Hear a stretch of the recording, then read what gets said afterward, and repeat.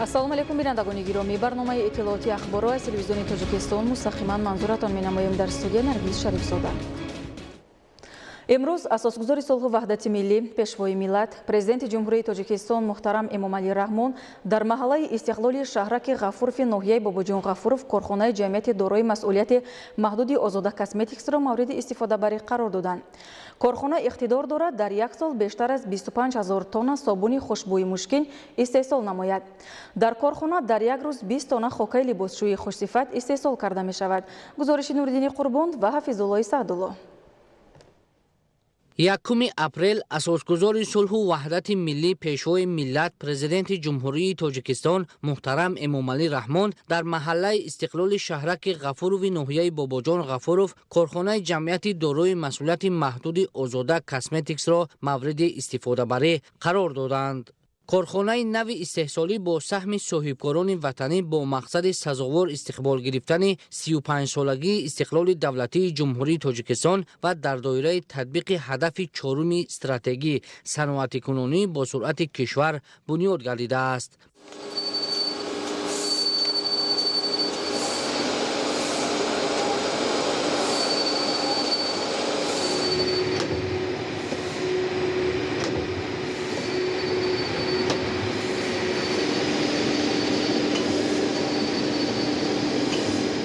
مساحت عمومی کارخانه 5 هکتار را تشکیل می دهد.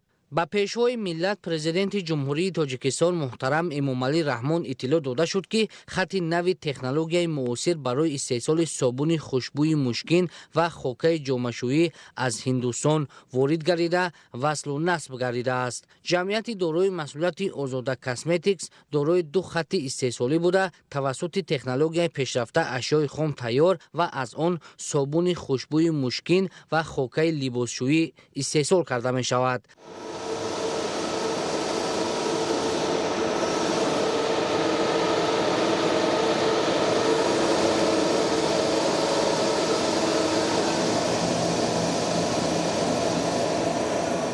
در کارخانه استحصال 48 نمود صابون خوشبوی مشکین، زیاده از 5 نمود صابون خواجگی و بیشتر از 10 نوع خاکه لباسشویی به راه مانده شده است. محصولات تیاری در کارخانه استحصال شونده صفت خوب داشته در بازار رقابت پذیر و عوض کننده واردات می باشد. امروز با اشتراک اساسگزار صلح و وحدت ملی پیشوای ملت پرزیدنت جمهوری تاجیکستان محترم امامعلی رحمان جمعیت دارای مسئولیتش محدود آزاده کاسمتیکس با استفاده داده شد. در کارخانه ما اساساً محصولات واردات عوض کننده استحصال می شود. استراتژی ملی رشد جمهوری تاجیکستان برای دوره تا سال 2030 گزارش به مدل نوی رشد اقتصادی ملی را معین می‌کند. در آن نقش رشد استحصالات واردات عوض کننده و به صادرات نگرانیده شده موقع اساسی و بازوی را اشغال می‌کند. کارخانه استحصالی محصولات آرایش گیگینی آزاده کاسمتیک در عملی نمودنی مدل مذکور روانه گردیده با موازنت بخش‌های اساسی رشد استوار اقتصادی اجتماعی و اکولوژی تکیه نموده با وسعت‌یابی امکانات‌های اقتصادی اجتماعی مردم و زنان مساعدت می‌کند. در آینده کارخانه استحصالی آزاده کاسمتیک در نزد خود وظیفه گذاشته است که اقتدارهای استحصالی کارخانه را بلند برداشته پس از آموزش امکانات‌های صادرات محصولات استحصالی را به راه ماند. کارخانه اقتدار دارد در یک سال بیشتر از 25,000 تن صابون خوشبوی مشکین استحصال نماید. در داخل مملکت استحصال نمودن صابون و خاکه لباسشویی که اساساً از خارج کشور وارد می شود اهمیت اقتصادی داشته عامل مهم تامین بازار داخلی از حساب استحصالات وطنی می باشد.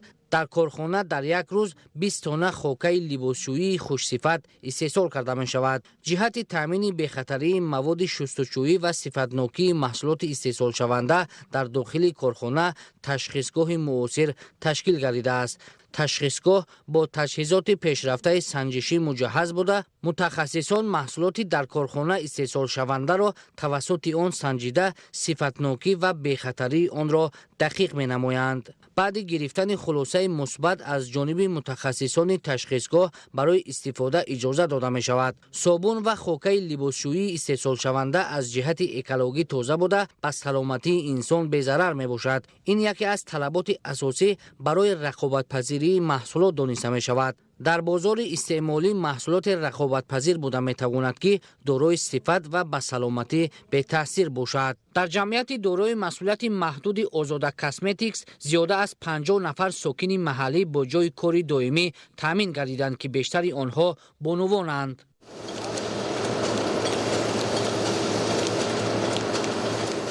مینتداری بی‌پایان خودم را به حکومت جمهوری تاجیکستان برای تشکیل نمودن جای کاری و زنانی که خانه‌نشین بودند میرسانم. بیشتر در یگان جای کار نمی‌کردم. به من جای کاری در این کارخانه امکان داد که سطح اجتماعی و اقتصادی عائله‌ام را بهتر نمایم. نیکو احوالی عائله‌ام و شرط و شرایط زندگیم را پیش برم. ما می‌خواهیم که همین خیلی کارخانه ها بسیار شوند و ما زنهای خانه‌نشین با جای کار تامین شویم. محصولاتی که در کارخانه استحصال کرده می شود در برابر تامین نمودن طلبات بازار داخلی همزمان در آینده صادرات آن به خارج مملکت به راه مانده می شود. گفتند به مورد است که جمعیت دارای مسئولیت محدود آزاده کاسمتیکس اقتدار دارد طلبات اهالی جمهوری تاجیکستان را پرره تامین نماید. پرزیدنت مملکت محترم امامعلی رحمان ضمن بازدید از روند استحصالات اقدام پیشگرفته صاحبکاران محلی را جهت بنیاد کارخانه نو استحصالی قدم استوار در سمت تطبیق هدف چهارم ملی صنعت کنونی با سرعت کشور مهم ارزیابی کردند و مسئولان را برای افزایش دادن استحصال محصولات خوشصفت رقابت‌پذیر و عوض کننده واردات وظیفه‌دار نمودند. در اساس لایحه رهبریت کارخانه نقشه دارند که در آینده در دایره سالهای رشد صنعت سالهای 2022-2026 با وارد نمودن تکنولوژی پیشرفته استحصال مایع ظرفشویی را به راه مانده جایهای نوی کاری تأسیس دهند.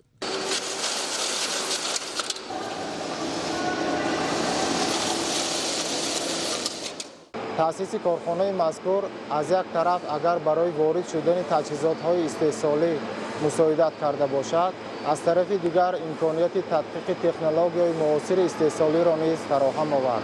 در اول فعالیت تکنولوژی معمول استحصالی پیشه گردیده بودند. طلبات هم به محصولات و دستگیری به مواد خام امکان فراهم آورد که در نزد لابراتوار کیمیاوی کارخانه تکنولوژی نو استحصالی کارکرد کرده شوند. امروز روند تکنولوژی هم تکنولوژی تیارکنی نمودهای گوناگون صابون و خاکه جامه‌شویی و تکنولوژی اداره کنی تجهیزات‌های اتوماتیک کننده شده پرره از طرف متخصصان محلی استفاده و تشکر داده شده ایستاده‌اند.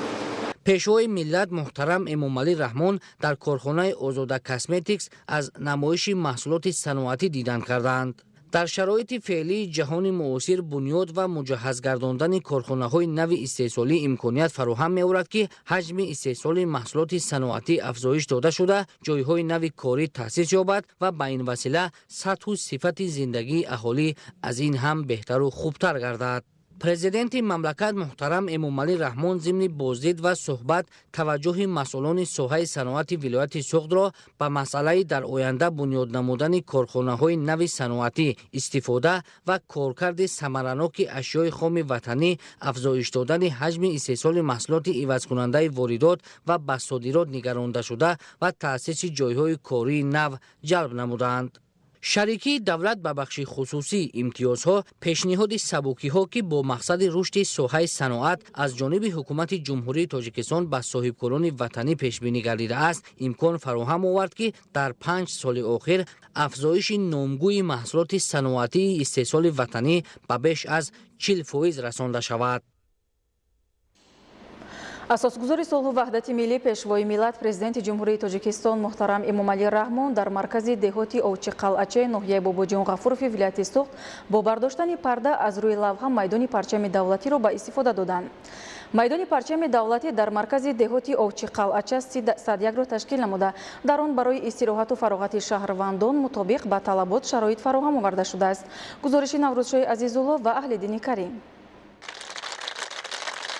1 اپریل اساسگزار صلح و وحدت ملی پیشوای ملت پرزیدنت جمهوری تاجیکستان محترم امامعلی رحمان در مرکز دهات اوچی قلعچه ناحیه باباجان غفوروف ولایت سوخت با برداشتن پرده از روی لوحه میدان پرچم دولتی را به استفاده دادند.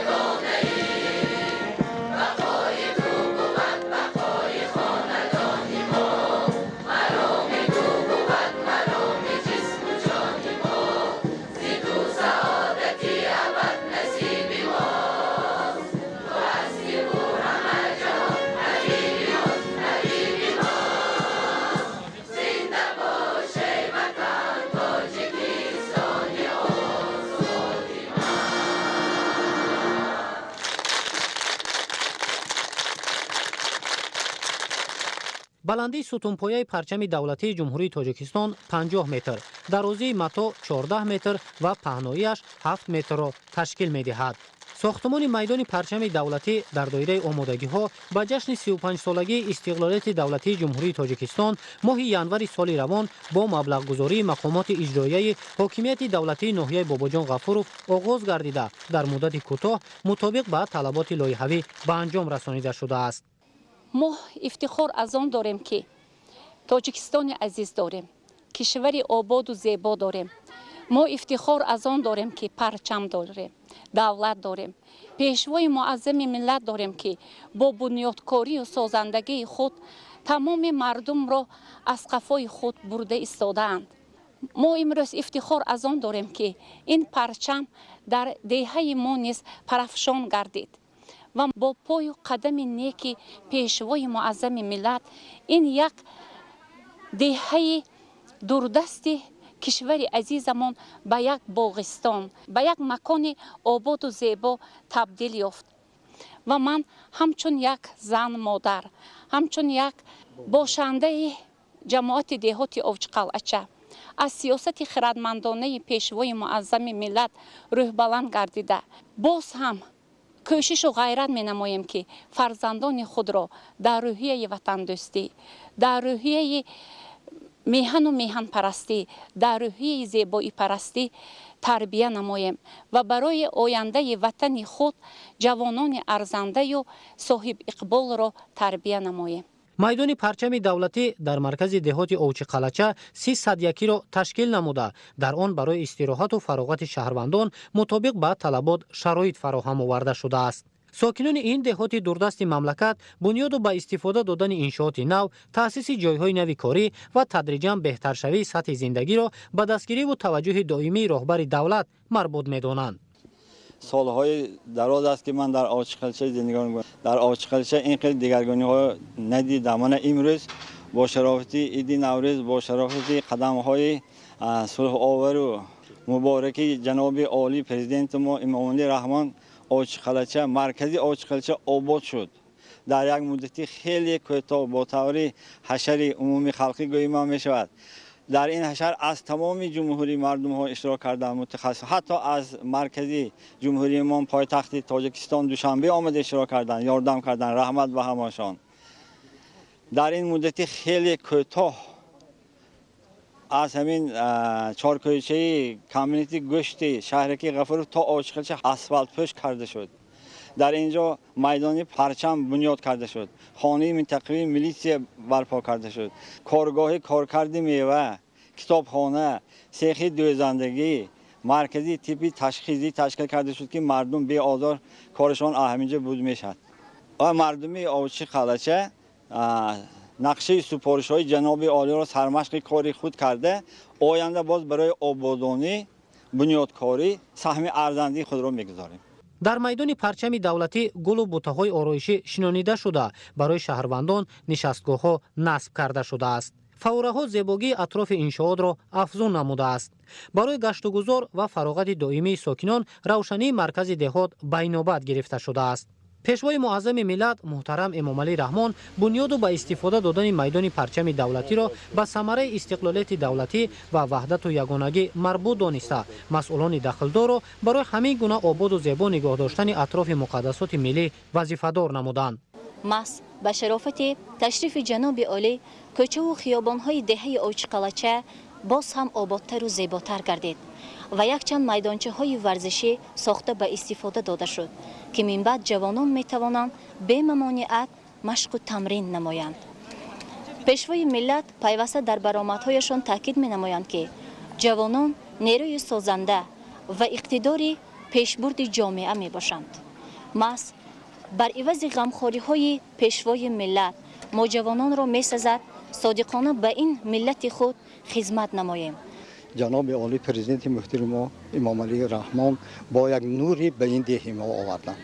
ин деҳи мо бо меваҳои ширинаш, бо помидорҳои бисёр болаззаташ ба тамоми ҷумҳур машҳур шудааст. барои мо ҳазорҳо бо шукр мекунем ки ин деҳи мо бо туфайли пешвои миллат ҷаноби олӣ Эмомалӣ Раҳмон боз зебо буд, зеботару бо хушрӯйтар шуд. ما هزار بار شکرانه میکنیم. همین جای ما ایستادگی ما با کولی از پارسال فرق میکند. یک جایی که بود که آدم هیچ نظرش نمیگرفت. امروز ببینید با توفیل جناب آقای توفیل پیشوای ملت پرزیدنت محترم امام علی رحمان تماما دیگرگون شد.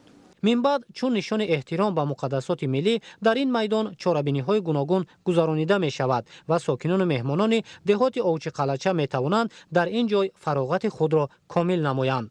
سرور دولت محترم امام علی رحمان تاکید نمودند که بنیاد با استفاده دادن انشاءات نو فراهم آوردن امکانات زمانوی برای خدمت رسانی و بهتر کردن شرایط زندگی ساکنان دهات در محور فعالیت حکومت جمهوری تاجیکستان قرار دارد و آینده نیز به استقبال جشن‌های ملی و دولتی کارهای آبادانی در دهات اوچ قلچه تحکیم بخشیده می شود. دهه ما نهایت زیبای آباد گردید.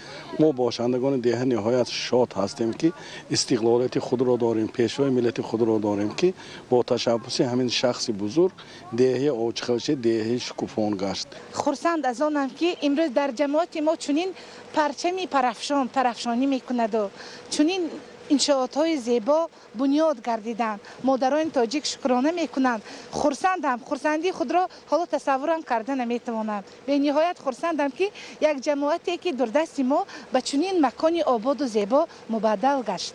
ساکنان ناحیه باباجان غفوروف پیشرفت روزافزون وطن و رشد بخش‌های گوناگون را به ثمره استقلالیت دولتی مربوط دانسته حفظ دستاوردها و مقدسات ملی را وظیفه اصلی هر یک فرد خویشتن‌شناس معنیداد می‌کنند. با بنیاد میدان پرچم دولتی با استفاده دادن 4 انشاءات دیگر در پهلوی آن و تحکیم کارهای آبادانی مرکز دهات اوچ قلچه ناحیه باباجان غفوروف به شهرک زیبا و زمانوی تبدیل داده شد.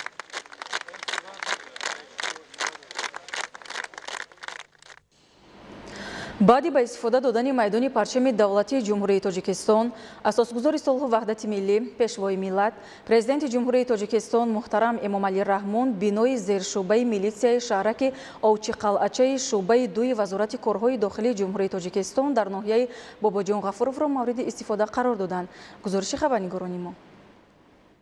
баъди ба истифода додани майдони парчами давлатии ҷумҳурии тоҷикистон асосгузори сулҳу ваҳдати миллӣ пешвои миллат президенти ҷумҳурии тоҷикистон муҳтарам эмомалӣ раҳмон бинои бахши милитсияи шаҳраки овчиқалачаи шӯъбаи 2 вазорати корҳои дохилии ҷумҳурии тоҷикистон дар ноҳияи бобоҷон ғафуровро ба истифода доданд.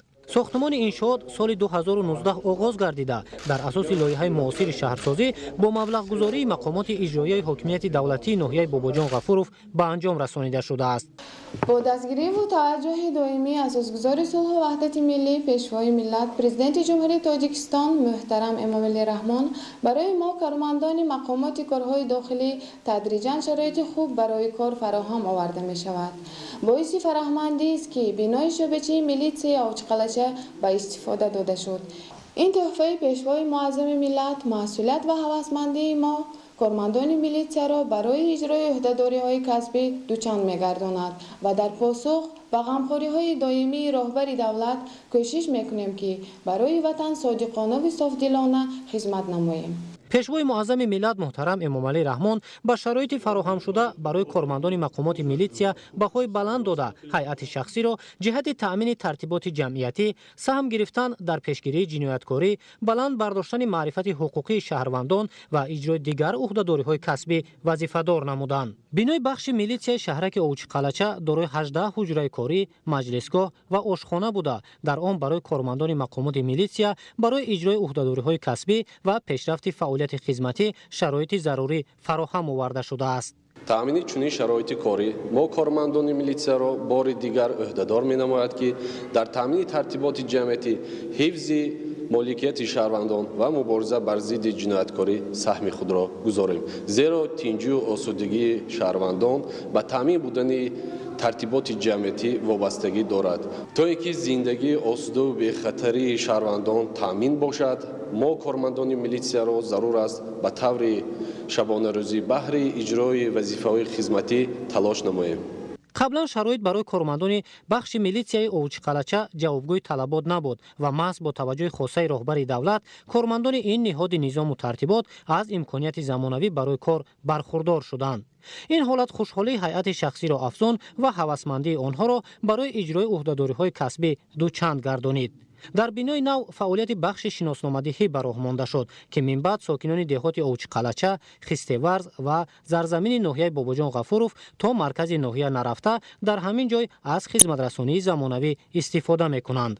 ما کارمندان مقامات میلیسیا از آن خوشحال و سرفرازیم که با کوشش دستگیری‌های دائمی پیشوای معظم ملت برای ما شرایط زمانوی فراهم آورده شده است. قبلا برای گرفتن شناسنامه ساکنان جماعت اوچیقلچه، خستیورز، زرزمین به مرکز ناحیه می رفتند. من امروز در مرکز جماعت اوچیقلچه شرایط برای دادن شناسنامه فراهم شده است. ما در اینجا به 100,000 اهالی خدمت رسانی می کنیم. امروز با مهربانی ها و دستگیری اساسگزار صلح و وحدت ملی پیشوای معظم ملت ما می توانیم شناسنامه های خود را از خود جماعت دهات اوچیقلچه گیریم و برای این مهربانی ها ما به اساسگزار صلح و وحدت ملی پیشوای معظم ملت جناب عالی سپاسگزاری خود را می رسانیم. سرور دولت محترم امامعلی رحمان ضمن صحبت کارمندان مقامات میلیسیا را به استفاده پوره امکانات فراهم شده و اجرای سریوقتی عهدهداری‌ها وظیفه‌دار نمودند. بینای بخش میلیسیای شهرک اوچیقلچه شعبه 2 وزارت کارهای داخلی جمهوری تاجیکستان در ناحیه باباجان غفورов در دایره توجه دائمی راهبر دولت بخشیده به جشن 35 سالگی استقلال دولتی جمهوری تاجیکستان به استفاده داده شد و کارمندان را از امکانات مساعد برای کار و فعالیت بهره‌ور گردانید. نوروزیاه عزیزالله اهلدین کریم، ناحیه باباجان غفورов. дар маркази деҳоти Овчиқалача ноҳияи Бобоҷон Ғафурови вилояти Суғд асосгузори сулҳу ваҳдати миллӣ пешвои миллат президенти ҷумҳурии Тоҷикистон муҳтарам Эмомалӣ Раҳмон коргоҳҳои дузандагӣ, қолинбофӣ ва коргоҳи коркарди мевару мавриди истифодабарӣ қарор доданд. Иншоот ба истиқболи ҷашни 35-солагии истиқлоли давлатӣ бо саҳми соҳибкори ватанӣ Мадина Каримова бунёд шуда аз 2 ошёна иборат мебошад. гузориши Зоиршоҳи Тағои Мурод ва Баҳодур Қурбонзода.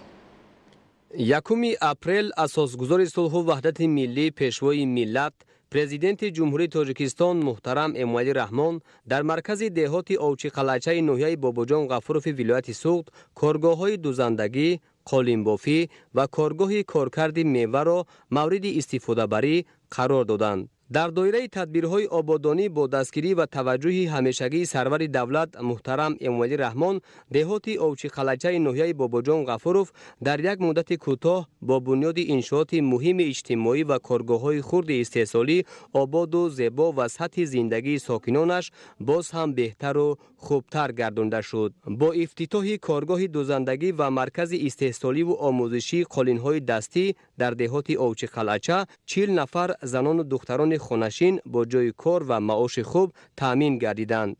иншоот ба истиқболи ҷашни 35-солагии истиқлолияти давлатӣ бо саҳми соҳибкори ватанӣ Мадина Каримова бунёд шуда аз 2 ошёна иборат мебошад. дар ошёнаи якуми бинои иншоот коргоҳ ва маркази омӯзишию истеҳсолии қолинҳои дастӣ ва попурдузӣ бо таъсиси 16 ҷойи корӣ ва дар ошёнаи дуюм бошад коргоҳи дузандагӣ бо таъсиси 24 ҷойи корӣ пешбинӣ шудааст. таъсиси коргоҳҳои истеҳсолӣ дар деҳот ки ин тадбир дар доираи ҳадафи 4-уми стратегӣ саноатикунонӣ бо суръати кишвар ва эълони солҳои рушди саноат амалӣ карда мешавад, оянда ба коркарди ашёи خام تا حد نهایی افزایش حجم استحصال محصولات عوضکننده واردات، تأمین ساکنان دهات با جایهای کاری و بهتر گردیدن سطح اجتماعی اهالی زمینه واقعی می‌گذارد. برای زن‌هایی که در خانه نشین هستند، همه جای کار آماده کردند.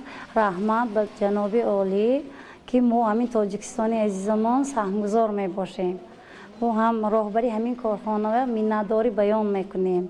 جماعت ما بهترین شده ایستاده است. ما شادیم از آن رحمت به جانب عالی. برای مطابق سازی صفت محصولات و تأمین پوره خوانندگان با سر و لباس مکتبی، کاری و حربی، ورزشی و دوخت لباس ملی و اروپایی، دستگاه و تجهیزات معاصر از خارج مملکت وارد و نصب کرده شده است که کارگران با استفاده از چنین شرایط موجوده سر و لباس کاری و مکتبی را با نقش و نگار ملی و طرح معاصر آماده و پیشنهاد می‌سازند. کارخانه دوزندگی یاسومن اقتدار دارد که در یک سال بیش از 10,000 دانه محصولات دوزندگی را استحصال نماید. سرور دولت محترم امامعلی رحمان ضمن بازدید از شرایط کاری انشاءات اقدام صاحبکار وطنی را جهت بنیاد چنین کارگاه زمانوی شایسته تحسین خوانده به مسئولان دستور دادند که برای با شغل دائمی تأمین نمودن زنان و دختران دهه‌های دوردست چنین کارگاه‌های استحصالی من بعد نیز بنیاد کرده شود. این چهارم کارخانه‌ای که ما این کارخانه رو تشکیل نمودیم. کارگاه نو رو برای اون تشکیل نمودیم که برای صادرات محصولات برای خارجه. ما علاقه بازار رو آموختیم و یک دو شرطنامه ها پیشبری شده ایستاده است که همکاری کنیم و محصولات های استحصال وطنی را با متاهای پختگین، تکستیل، نظامی، ورزشی صادرات کنیم. من بسیار شادم که سال از سال کارخانه ما کلانترین شده برفتاسیم. پیش از این تا 120 نفر کارخانه کارگر داشته بودیم. حاضر با من 40 نفر 160 نفر رسیدیم. از جناب عالی ما به نهایت منتدار که ما را دستگیری نمودند. در اینجا همزمان با جلب متخصصان نازکی های هنر قالین‌بافی و پاپردوزی به زنان و دختران دهه آوچی قلعچه آموزانیده می شود. آموزش هنر دستی زحمت طلب باشد هم ولی آن منفعت آور و در بازارهای داخلی و خارجی خریداران زیاد دارد. با نظرداشت این کارگران برابری از خود کردن این هنر قدیمه در این کارگاه همزمان می توانند هنر قالین‌بافی دستی را در خانه نیز ادامه دهند. اساسگزار صلح و وحدت ملی پیشوای ملت محترم امامعلی رحمان که امروز ما را دستگیری میکنند و ما را 60 نفر زنهای به ازبکستان فرستادند.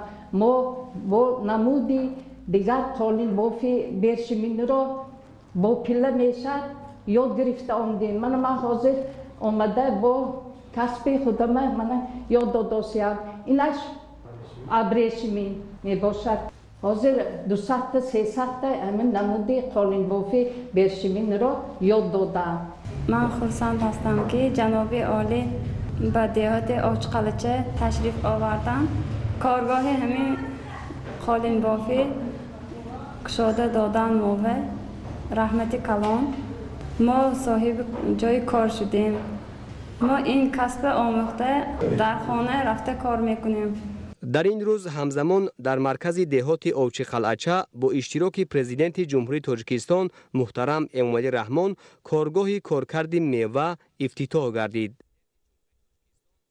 شغل اساسی دهات آوچی قلعچه ناحیه باباجان غفورов کشاورزی بوده ساکنانش با استفاده از شرایط فراهم گردیده زمین‌های کارم آبی و للمی را ثمرناک استفاده می‌برند و در بنیاد باغ و تاکزارهای نو نیز تجربه بای دارند. برای کارکرد محصولات کشاورزی از جمله میوه‌های شهدبار تاجیکستان در شکل معاصر بندوبست و براه ماندن استحصال آن اینچنین تلف نیافتن دسترنج دهقانان و تأمین فراوانی بازار استعمالی با محصولات استحصال وطنی بنیاد کارگاه کارکرد میوه در دهات آوچی قلعچه ناحیه باباجان غفورov مهم و سری وقتی است. در نوبت اول در اینجا دو نمود محصولات از جمله تمشک در شکل مربا و خوچ در شکل نوشابه استحصال می‌گردد. انشاءات در دایره فضای مساعد صاحبکاری و سرمایه‌گذاری با جلب صاحبکار وطنی شوکت قیوموف بنیاد گردیده 10 نفر ساکن محلی با جای کار و معاش خوب تامین شدند. کارگاه مذکور با دستگاه و تجهیزات زمانوی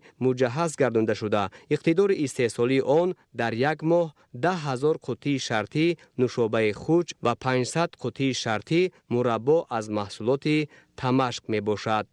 ما در این حدود کارخانه کشیدیم که در دهه ما جای کاری شود. همچون در اینجا 10 نفر با کار تامین کرده شد. در این کارخانه ما یک چند میوگی رو استحصال یعنی کارکرد کرده میبرویم. در آینده نقشه داریم که همین رو کارکرد کرده صادرات کنیم. باعث خوشحالی و ساکنان جماعت آوچیقلچه می باشد که محترم جناب عالی به دهه ما تشریف آوردند. در اینجا کارگاه کارکرد میوه گشاده شد. ما در اینجا به کار تامین شدیم. منتداری خود را به جناب عالی محترم امامعلی رحمان میرسانم. ما این تجهیزات ها رو از فدراسیون روسیه وارد کردیم. در این تجهیزات ها ما میتونیم نوشابه خوج مربع از ملین را ما استحصال میکنیم. ما در آینده نقشه داریم که از قلفنه مربع کنیم. ما مینداری خود ما به جناب عالی میرسونیم که ما همه شرایط ها کرده داده استن صاحب کار شدیم. با مینداری خود ما اظهار میکنم که جناب عالی تشریف خودشون آوردن با مدت کوتاه جماعت دهات اوج قلعه آباد شد. در آینده با فرا رسیدن موسم جمع‌آوری حاصل قلفینه کارکرد و بند و بست آن در کارگاه مذکور به راه مانده می شود. استعمال تمشک و خوچ و محصولات از آن آماده شده برای بیماری های دیق نفس، تبابت بیماری های عصب، شمالخوری، بلند برداشتن بنیه انسان و دیگر نمود بیماری ها خصوصیت شفابخشی داشته. طلبات به این نمود محصولات از جهت اکولوژی تازه وطنی در بازارهای داخلی و خارجی بیشتر می باشد. این نمود رستنی در شمال تاجیکستان از جمله در قطعه‌های زمین نزدیک حولگی ساکنان دهات اوچ قلعه بیشتر پرورش یافته. با راه ماندن کارگاه نوی استحصالی برای رشد اجتماعی ناحیه اهمیت کلان اقتصادی دارد. ما همه خانم‌ها و ملینه که دیگه عکس‌های همه ملینه زندگی هم خوب میبرود. سالهای 1976 همین ملینه شناندیم تا همین سال اوچ قلعه تامین کساس. پیشتر اوچ قلعه بسیارش پمیدار کتی مشغول بود. حاضر باشد همه ملینه کتی مشغول شدگی. من زوادی ملینه براری کشادش ساز با ما محصولات ما همونجا میبریم، همه جای تامین میکنیم. ما هر سال اهمی زمینی حاصل کردگی هم عملینه یکم حاصل در 12,000 سامان درآمد میکنیم، دویم حاصل تا 18,000 تا 20,000 سامان درآمد میکنیم. دویمش حاصل سال خوبتر میشد چون که سالقینی میفراد. برای سالقینی اگر هوا چقدر بلند شود این ملینه هم جزغ میشد. این به ما دارو میتیم یک تا ملینه دوبار حاصل میتید. ماه ایول به ما اکار میبراریم با اینه. پرزیدنت مملکت ضمن بازدید از روند فعالیت خطهای نوی تکنولوژی و نمونه محصولات صنعتی تاکید نمودند که با نظر داشت موجودیت اشیاء خام بنیاد چنین کارگاه و کارخانه‌های استحصالی سطح واردات این نمود محصولات تیار را از خارج مملکت کاهش داده برای بهتر گردیدن سطح زندگی مردم مساعدت می‌نماید. در دهات اوچ قلعه در دایره دستگیری و توجه همیشگی سرور دولت محترم امامعلی رحمان با مسئله رشد ساحه معارف، ترغیب کتابخوانی و کتابداری و بلند برداشتن سویه دانش جوانان توجه مخصوص ظاهر کرده می شود. در این زمینه با سهم صاحبکاران و ساکنان در مرکز دهات اوچ قلعه بینای نوی کتابخانه مطابق با طلبات زمان معاصر به فعالیت آغاز نمود که در آن 1500 نسخه کتاب تازه نشر بچگانه و ادبیات کلاسیک و معاصر جایگیر می باشد. ما که عائله زیایی هستیم خواستیم که به دهه‌مان یک کتابخانه بنیاد نماییم که از آن مردم غذای معنوی بردارند. در این کتابخانه کتاب‌های پیشوای ملت، ادبیات‌های کلاسیکی، ادبیات‌های معاصر، ادبیات بچگانه و با سه زبان، با زبان‌های روسی، انگلیسی و ازبکی نیز کتاب هست که می‌توانند از این استفاده برند. من میخواهم که در آزمون فروغ سپیدانای کتاب است اشتراک کنم و از همین سبب من هر روز بعد از مکتب یا پیش از مکتب آمده در این کتابخانه میشینم و باز همه کتاب‌هایی که بچگانه میباشند آنها را گرفته تحصیل میکنم و میخوانم و از آن به خود غذای معنوی میگیرم. بنیاد انشاءات زمانوی و فراهم ساختن شرایط مساعد تعلیم و تربیت سطح اشتراکداران خوانندگان مؤسسه‌های تعلیمی دهات اوچ قلعه را در آزمون‌های جمهوریوی و ناحیوی و ولایتی زیاد گردانیده است. در اینجا جوانان خاصه مکتب بچگان و ساکنان دهات اوچ قلعه می توانند با استفاده از شرایط فراهم گردیده به کتابخانه مشغول شده دانش و ملکه خود را صیقل دهند. در مجموع دوام سالهای اخیر با توجه و دستگیری‌های پیشوای معظم ملت محترم امامعلی رحمان مرکز دهات اوچ قلعه در یک مدت کوتاه آباد و زیبا گردید و همه این پیشروی ثمره تنجی و آرامی وطن و صاحب استقلالی تاجیکستان می باشد. اساسگزار صلح و وحدت ملی پیشوای ملت پرزیدنت جمهوری تاجیکستان محترم امامعلی رحمون در مرکز دهات اوچی قلعچه ناحیه باباجان غفورов ولایت سوخت پس از افتتاح کارگاه‌های استحصالی همزمان بینای خوش‌طرح و زمانوی مرکز تشخیصی و طبابتی طبی روشن را مورد بهره برداری قرار دادند. گزارش خبرنگاران ما در مرکز دهات اوچی قلعچه ناحیه باباجان غفورов ولایت سوخت اساسگزار صلح و وحدت ملی پیشوای ملت پرزیدنت جمهوری تاجیکستان محترم امامعلی رحمان پس از افتتاح کارگاه‌های استحصالی همزمان بینای خوش‌طرح و زمانوی مرکز تشخیصی و طبابتی طبی روشن را مورد بهره برداری قرار دادند. تا این جانب در مرکز دهات اوچی قلعچه چنین مرکز طبی و زمانوی دارای دستگاه و تجهیزات معاصر خدمترسانی سطح بلند و حجره‌های حاضر زمان طبابتی موجود نبود و ساکنان برای قانع ساختن احتیاجات خود 15 کیلومتر راه را طی نموده و مرکز ناحیه می رفتند. اکنون این مشکلات در یک مدت کوتاه با دستگیری و هدایت‌های پیشوای معظم ملت محترم امامعلی رحمان راهی حل خود را پیدا نمود و ساکنان دهات اوچی قلعچه من بعد طبابت را در بینای معاصر تشخیصی و طبابتی طبی روشن انجام می‌دهند. انشاءات در دایره تدبیرهای سازندگی به استقبال جشن 35 سالگی استقلالیت دولتی جمهوری تاجیکستان با سهم صاحبکار وطنی ساکن دهات اوچی قلعچه علیشیر حیدروف ساخته شده از 2 آشیانه و تهخانه عبارت می باشد. سرور دولت محترم امامعلی رحمان در اینجا نخست با شرایط کاری مرکز نوبنیاد طبی از جمله حجره‌های کاری و دستگاه و تجهیزات معاصر شناس شدند. اطلاع داده شد که در مرکز برای معالجه کردن بیماران متخصصان با تجربه جلب گردیده خدمترسانی طبی در سطح ضروری انجام داده می شود. بینای مرکز تشخیصی و طبابتی طبی روشن با طرح خیلی زیبا و جوابگوی طلبات ساختمانی و معماری ساخته شده دارای 7 حجره تشخیصی و معالجوی و 4 حجره با 11 کت خواب می باشد که همه آنها با میز و کرسی و دستگاه و تجهیزات ضروری تشخیصی و طبابتی تامین می باشند. در این مرکز نوتأسیس طبی 15 نفر ساکن محلی با جای کار دائمی تامین شدند. با دستگیری و توجه پیشوای ملت محترم امامعلی رحمان دهه ما آباد و زیبا گردیده ایستاده است. در اینجا یک چند بناهای زمانوی علاوه خصوص ما نیز خواستیم که برای آبادی وطن سهم خود را گذاریم. در اینجا ما مرکز تشخیصی طبابتی طبی روشن را بنیاد کردیم. در اینجا همه تشخیص ها با تجهیزات های زمانوی گذرانده می شود. ما برای طبابت بیماران شرایط خوب فراهم آوردیم.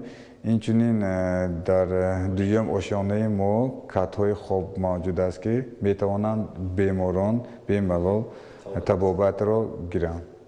پرزیدنت مملکت ضمن صحبت صمیمی با مسئولان و کارمندان مرکز اظهار داشتند که اکنون در زمینه توجه و دستگیری های همیشگی حکومت مملکت و سهم ارزنده صاحبکاران و ساکنان صفت خدمترسانی طبی در دهات اوچی قلعچه زمانوی گردید و در این برابر طبیبان نیز وظیفه دارند که سطح و صفت تشخیص و معالجه را به اهالی بهتر و خوبتر براهمانند. در تهخانه بینای مرکز نوتأسیس تشخیصی و طبابتی حجره‌های فیزیوتراپیوتی عمل می نماید که با رخت خواب و دستگاه و تجهیزات زمانوی تامین می باشد. مرکز تشخیص طبی روشن دارای خدمترسانی های 12 کت بستری برای تشخیص و طبابت، معاینه متخصصان از آن جمله عصب شناس، درونی و بیماری های زنانه می باشد. این یکمی مرکز می باشد که دارای شرایط های زمانوی بوده متخصصای تجربه دار فعالیت می برند. با شرافت استقلالیت و با تشبث سرور دولتمان محترم امامعلی رحمان تاجیکستان عزیز ما گل گل شکفته ایستاده است و البته امروز من و تمام آموزگاران دهه اوچی قلعچه خیلی خرسند هستیم که در دهه ما چنین مرکز طبابتی تشخیصی طبی روشن ساخته به استفاده داده شد. موافق لایحه در آشیانه یکم انشاءات حجره‌های اولتراسادا، رنتگن رقمی، عصب شناسی، حجره‌ها برای طبابت بیماری‌های امراض درانه حجره دندانپزشکی، تشخیصگاه و حجره طبابت امراض زنانه جایگیر بوده. در آشونه دوم برای به طبابت فرا گرفتن ساکنان 11 کت خواب با شرایط معاصر تامین گردیده است که طبیبان با استفاده از دستگاه و تکنولوژی پیشرفته خدمترسانی با صفت و به نقصان طبی میرسانند. ساکنان دهات اوچی قلعچه ناحیه باباجان غفورов از توجه و دستگیری‌های پیوسته پیشوای معظم ملت محترم امامعلی رحمان و وسعت تدبیرهای بزرگ آبادانی در مرکز، اینچنین بنیاد و به استفاده دهی میدان پرچم دولتی، بینای معاصر طبی، کارگاه‌های استحصالی و دیگر اینفراستراکچور ضروری که برای بهداشت سطح زندگی مردم نگرانیده شده است، اظهار سپاس و منتداری نمودند. اساسگزار صلح و وحدت ملی پیشوای ملت پرزیدنت جمهوری تاجیکستان محترم امامعلی رحمان در دایره سفر کاری در ولایت سوق در منطقه روخک دهات غازیان ناحیه باباجان غفورов خط آبی پلیزی را افتتاح کردند. سال روان برای 6 پایگاه آبکشی که به واسطه آنها از دریای سیر و بحر تاجیک زمین‌های منطقه روخک آبیاری می‌شوند، 13 اگریگات نو خریداری و وصل و نصب کرده شد. گزارش عبدالوهاب عبدالستار و دلشاد یوسفی. 1 апрел асосгузори сулҳу ваҳдати миллӣ пешвои миллат президенти ҷумҳурии тоҷикистон муҳтарам эмомалӣ раҳмон дар доираи сафари корӣ дар вилояти суғд дар минтақаи рухаки деҳоти ғозиёни ноҳияи бобоҷон ғафуров хати оби полезиро ифтитоҳ карда бо нашъунамои боғоти нав ки дар давоми чанд соли охир бунёд гардидааст шинос шуданд ва ҷиҳати шодоб намудани заминҳои талу теппаҳои ин мавзе ба гардиши кишоварзӣ ворид намудани қитъаҳои бекорхобида ва иҷрои тадбирҳои иловагӣ дар самти баланд бардоштани ҳосилнокии тамоми намуди зироати кишоварзӣ ба роҳбарияти вилоят ва масъулони вазорату идораҳои дахтдори мамлакат дастуру супоришҳои мушаххас доданд. خط آبی پلیزی که مسافه آن 1.3 کیلومتر را تشکیل می‌دهد از پایگاه آبکشی به نام اسماعیل قاهیروف به منطقه روخک ناحیه باباجان غفورov آورده شده است. مورد ذکر است که زمین‌های تلو تپه‌های منطقه روخک دهات غازیان با سبب نبودن آب پلیزی سال‌های زیاد از استفاده بیرون مانده بود. در اساس دستور و هدایت‌های پرزیدنت جمهوری تاجیکستان پیشوای ملت محترم امامعلی رحمان زمین‌های موضع روخک مرحله به مرحله به گردش کشاورزی وارد گردیده ایستاده است. بنا به معلومات اداره دولتی بهداشت زمین و آبیاری ناحیه باباجان غفورov زمین‌های این موضع زیاده از 2000 گکتار را تشکیل می‌دهد. از مساحت عمومی بیشتر از 1000 گکتارش زمین‌های کارم میباشد. با بنیاد خط نوی آبی پلیزی و تجدید و نوسازی پایگاه‌های عملکننده که طبق معلومات سال‌های 70-80 عصر گذشته ساخته به استفاده داده شدند، حالت آبیاری باز 1000 گکتار زمین‌های کارم منطقه روخک ناحیه باباجان غفورov بهتر و خوبتر می‌گردد. ضمن معرفی نقشه تأمینات آبی پلیزی منطقه روخک ناحیه باباجان غفورov به سرور دولت محترم امامعلی رحمان اطلاع داده شد که سال روان با مبلغ گذاری مقامات اجرایی حاکمیت دولتی ولایت سوغد برای پایگاه آبکشی به نام اسماعیل قاهیروف فرهاد 3 یوبیلین 1 و 2 8 اگریگات نو خریداری گردیده آینده با اجرای تدبیرهای ایلاوگی فعالیت منتظم انشاءات ایریگاسیونی این موضع تأمین و مشکلات سالهای قبلی کلاً برطرف کرده می شود. در قریب 1000 گکتار زمین های نیشیبی و بالای قطار تپه روخک تنقیصی سبب اساسی آن فرسوده شدن تجهیزات های پایگاه آبکشی می باشد. بنابر از طرف مقامات اجرایی حاکمیت دولتی ولایت سوغد خریداری نمودن 8 عدد دستگاه آبکشی به پایگاه آبکشی فرهاد 3 یوبیلین 1 یوبیلین 2 به نام اسماعیل قاهیروف آبیاری این زمین ها البته بهتر می شود. زمین های منطقه روخک به 2 قسم تقسیم شده است که در حدود ناحیه های باباجان غفورov و جبار رسولov واقع می باشد. در منطقه روخک کشاورزان ناحیه جبار رسولov نیز با بهتر گردیدن وضع آبرسانی همساله میدان باغ و تاکزارهای نو و زمین‌های کشت را وسیع می‌نمایند. از جمله سال روان کشاورزان ناحیه جبار رسولov در منطقه روخک زیاده از 50 گکتار باغات زردآلو، بادام، آلوچه، خوچ، آلو و بیشتر از 2 گکتار تاکزار نو بنیاد کردند. дар ин рӯз дар минтақаи рухаки ноҳияи ҷаббор расулов низ хати нави оби полезӣ ба истифода дода шуд. бо мавриди баҳрабардорӣ қарор гирифтани хати оби полезӣ ки масофаи он аз пойгоҳи обкашии деҳмои 4 то минтақаи рухак 828 метрро ташкил медиҳад, зиёда аз 500 гектар замин бо об таъмин гардид. ба воситаи пойгоҳи обкашии деҳмои 4 117 гектар заминҳои минтақаи рухаки ноҳияи Бобоҷон Ғафуров низ оббиёрӣ мегардад. 50 гектар باغ بنیاد کرده شد مانند من تاک، آلو، بادام، هوچ خط آب پالزی من علاقه با استفاده داده شد کشاورزان ناحیه آب پالزی استفاده برده استاده‌اند.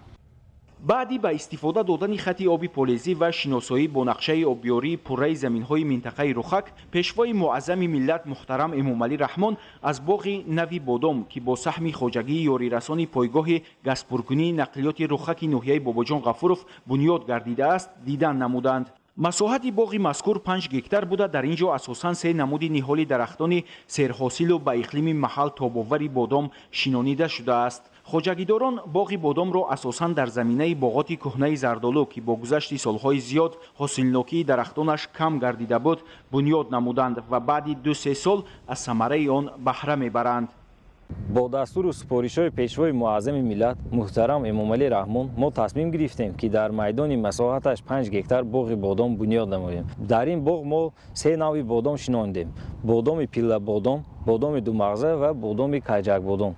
در آینده در برابر تامین بازار داخله به خارجه نیز صادرات می‌نماییم، زیرا در خارج مملکت طلبات به بادام زیاد است. با اطمینان کامل اظهار می‌دارم ما صاحبکاران و دهقانان مملکت جهت تطبیق با ثمر سیاست خردمندانه پیشوای معظم ملت در سمت رشد کشاورزی و استفاده ثمرناک زمین با عزم و اراده قوی زحمت کشیده هر یک وجب زمین را ثمرناک استفاده می‌بریم.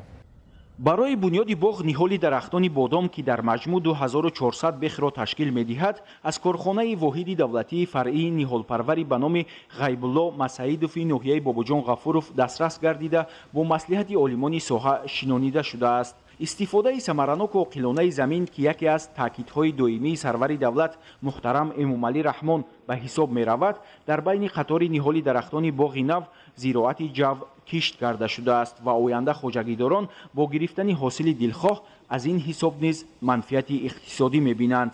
таъкид гардид ки дар минтақаи рухаки ноҳияҳои Бобоҷон Ғафуров ва Ҷаббор Расулов бо оббиёрии пурраи замини талу теппаҳо имкон фароҳам мегардад ки масоҳати майдони кишти зироат ва боғу тогзорҳои нав ба зиёда аз 3000 гектар расонида шавад. бо оббиёрӣ гардидани заминҳои ин минтақа ҳамчунин садҳо нафар соҳиби ҷойи кор гардида дар бозори истеъмолӣ фаровонии маҳсулоти кишоварзӣ таъмин мегардад.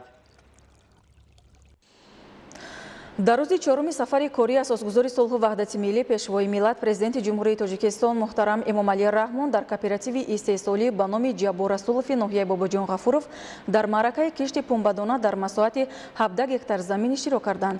гузориши ҳамкорони мо. дар рӯзи 4-уми сафари кории асосгузори сулҳу ваҳдати миллӣ пешвои миллат президенти ҷумҳурии Тоҷикистон муҳтарам Эмомалӣ Раҳмон дар кооперативи истеҳсолӣ ба номи Ҷаббор Расулови ноҳияи Бобоҷон Ғафуров дар маъракаи кишти пунбадона дар масоҳати 17 гектар замин иштирок карданд. сарвари давлат муҳтарам Эмомалӣ Раҳмон бо пошидани чигит дар ин майдони кишт ба кори хоҷагидорон муваффақият таманно карданд.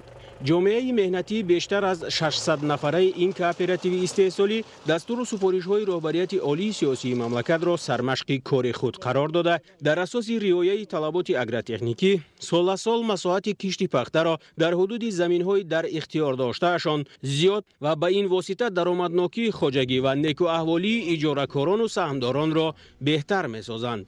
طبق دورنامه‌ی استحصالی خواجگیداران تصمیم دارند که در موسم جاری از 1200 گکتار زمینی در تابعیت کооператیو استحصالی موجود بوده در مساحت 750 گکتار کشتی پنبه‌دانه گذرانند. اهل زحمت با نظرداشت اقلیم منطقه به استفاده تخم‌های خوشصفت وطنی برتری می‌دهند. در عموم این شب و روزها در ناحیه باباجان غفورov کشتی پنبه‌دانه مقصدناک براه مانده شده. موافق معلومات ریاست کشاورزی باید در موسم جاری در مساحت 8200 گکتار زمین کشتی پنبه‌دانه گذرانیده شود. باید گفت که کооپراتیو استحصالی به نام جبار رسولوف سرساحه بوده خوجگیداران با پرورش زراعت‌های کشاورزی از قبیل پیاز و سبزی، کارتوشکا و شالی، گندم و پالزی‌ها و باغداری و چارواداری توجهی بیشتر ظاهر می‌کنند. نتیجه تقسیم بندی قطعه‌های زمین نشان می‌دهد که مدنیت زمین استفاده بری در این خوجگی موافق مقصد برآمده شده است. همین است که در موسم جاری اهل زحمت از حساب زمین‌های بیکار خوابیده حدود کооپراتیو پرورش 50,000 بیخ نهال خوچ و 60,000 بیخ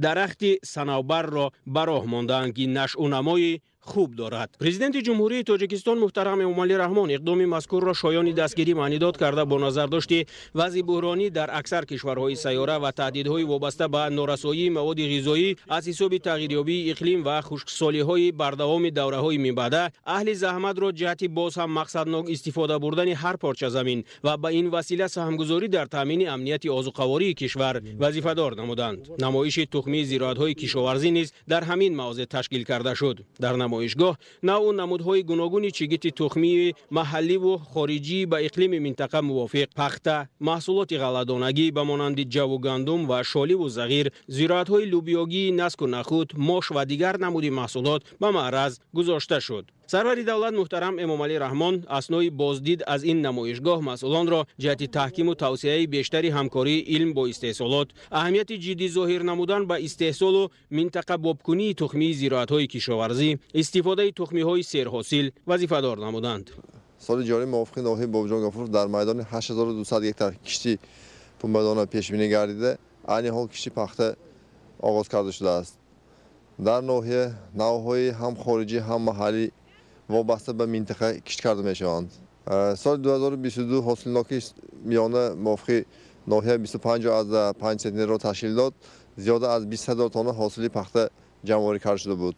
موافق ناحیه بابجان غفورov در میدان زیاده از 20,000 گکتار کشتی زراعت پیش بینی گردیده، عین حال کشتی سبزیجاتی بر وقتی پورا به اتمام رسیده، باقی مانده کشتی زراعتی سبزیجات ادامه دارد.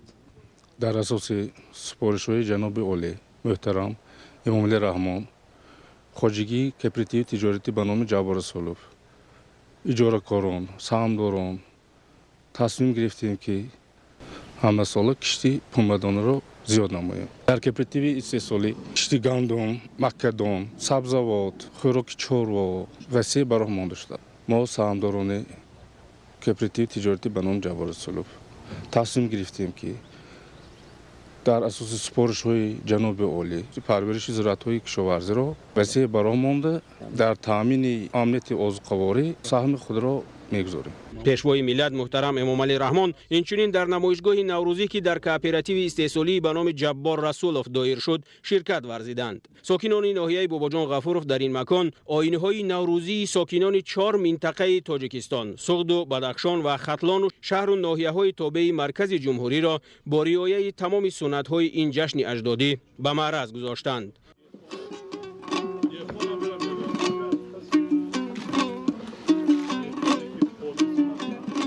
خانی هفتچین و هفتچین طعام‌های گوناگون خاص به بهار و نوروز باشندگان منطقه‌های گوناگون مملکت، ملکه‌های دستی و نمونه‌های هنرمندی و دیگر تعامل‌های نوروزی ترکیب این نمایشگاه را کامل ساخته بود.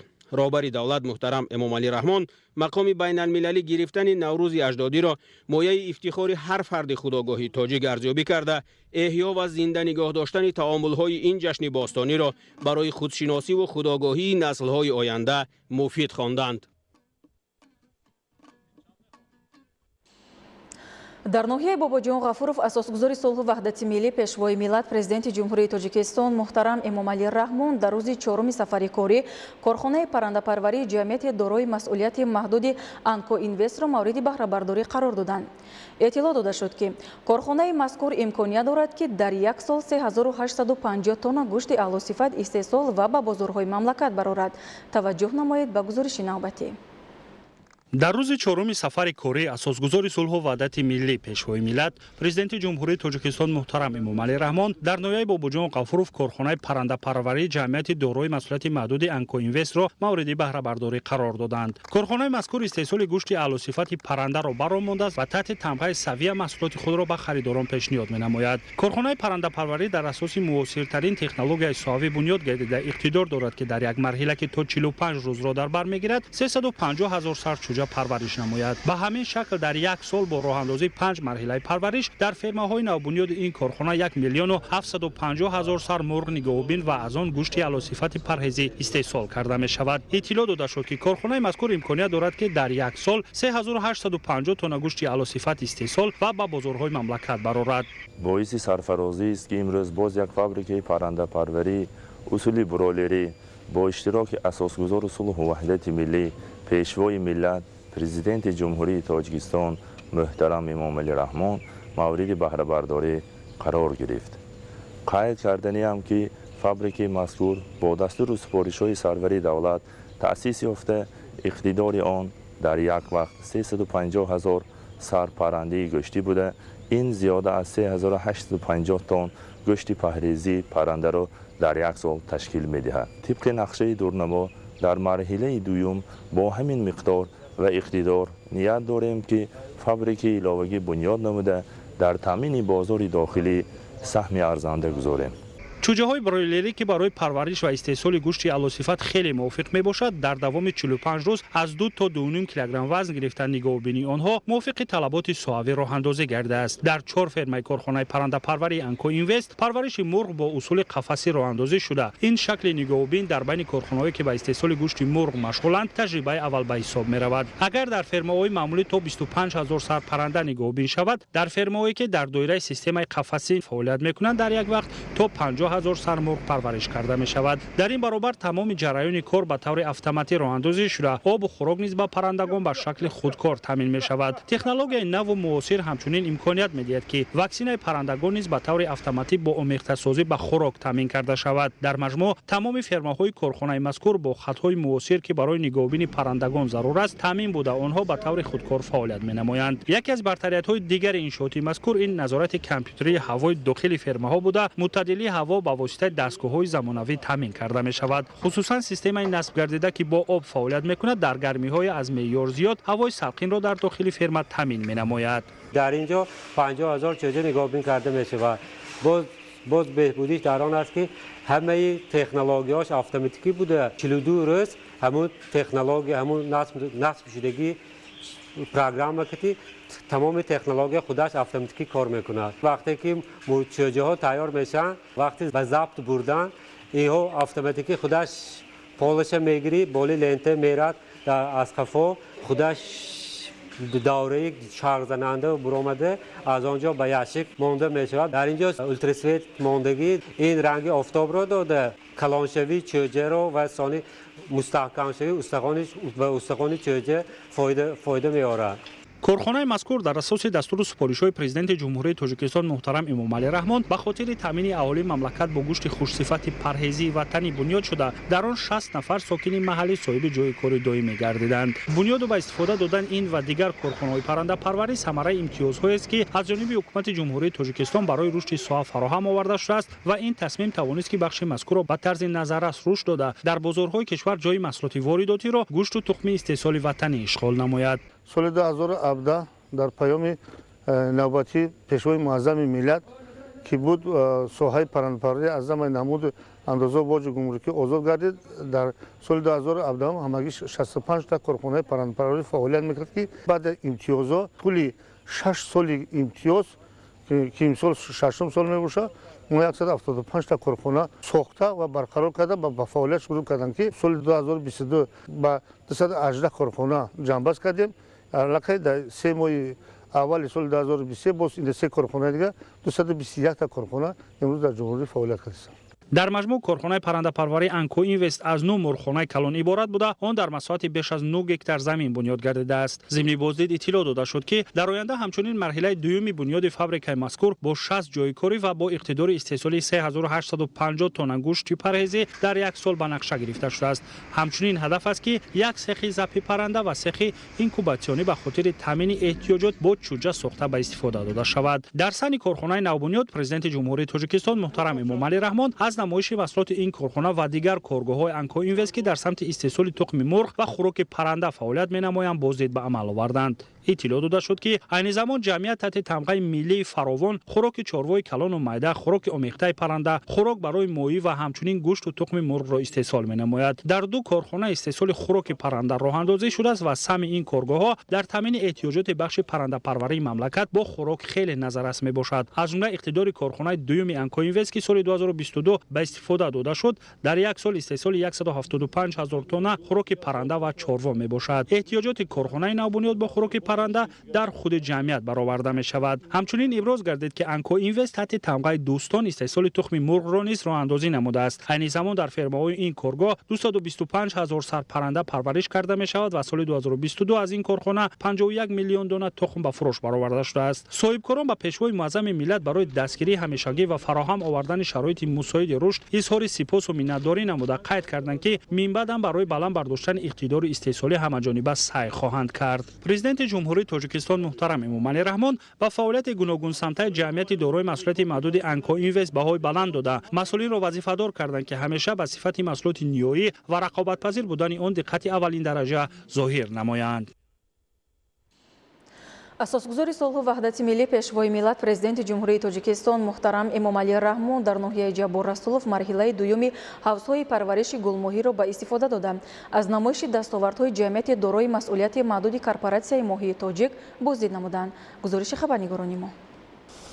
1 اپریل اساسگزار صلح و وحدت ملی پیشوای ملت پرزیدنت جمهوری تاجیکستان محترم امامعلی رحمان در ناحیه جبار رسولов مرحله دوم حوزهای پرورش گلماهی را به استفاده داده از نمایش دستاوردهای جمعیت دارای مسئولیت محدود کارپوراسیای ماهی تاجیک بازدید نمودند. حوزهای گلماهی پروری در دایره دستور و سپارش‌های سرور دولت محترم امامعلی رحمان از جانب جمعیت دارای مسئولیت محدود کارپوراسیای ماهی تاجیک در مساحت 1 هکتار تشکیل گردیده در آنها پرورش 100,000 ماهیچه به راه مانده شده است.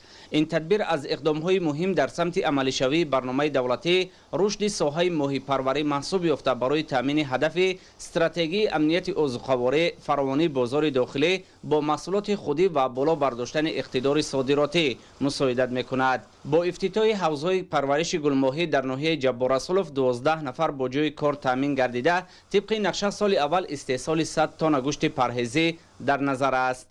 در اساس توسعه متخصصان با مقصد زیاد نمودن کسلرات که در انکشاف ماهی نقش مهم دارد از خارج مملکت 10 ایرت وارد و در حوزها گذاشته شده است. در یک قسمت حوزها همچون تجربه پرورش تاس ماهی نیز به راه مانده شده است که با تاکید مسئولان نتیجه های خوب به نظر می رسد. یادآور میشیم که مرحله اول حوزهای پرورش گلماهی در ناحیه جبار رسولov 29 ایول سال 2021 در مساحت 40 صد زمین با اشتراک پرزیدنت جمهوری تاجیکستان محترم امامعلی رحمان به استفاده داده شده بود. به اندیشه مسئولان بعد افتتاح نخستین خواجگی گلماهی پروری در ناحیه جبار رسولov پیشروی‌های نظررس در ساحه ماهیداری و ماهی پروری در حدود ولایت سوخت به میان آمد.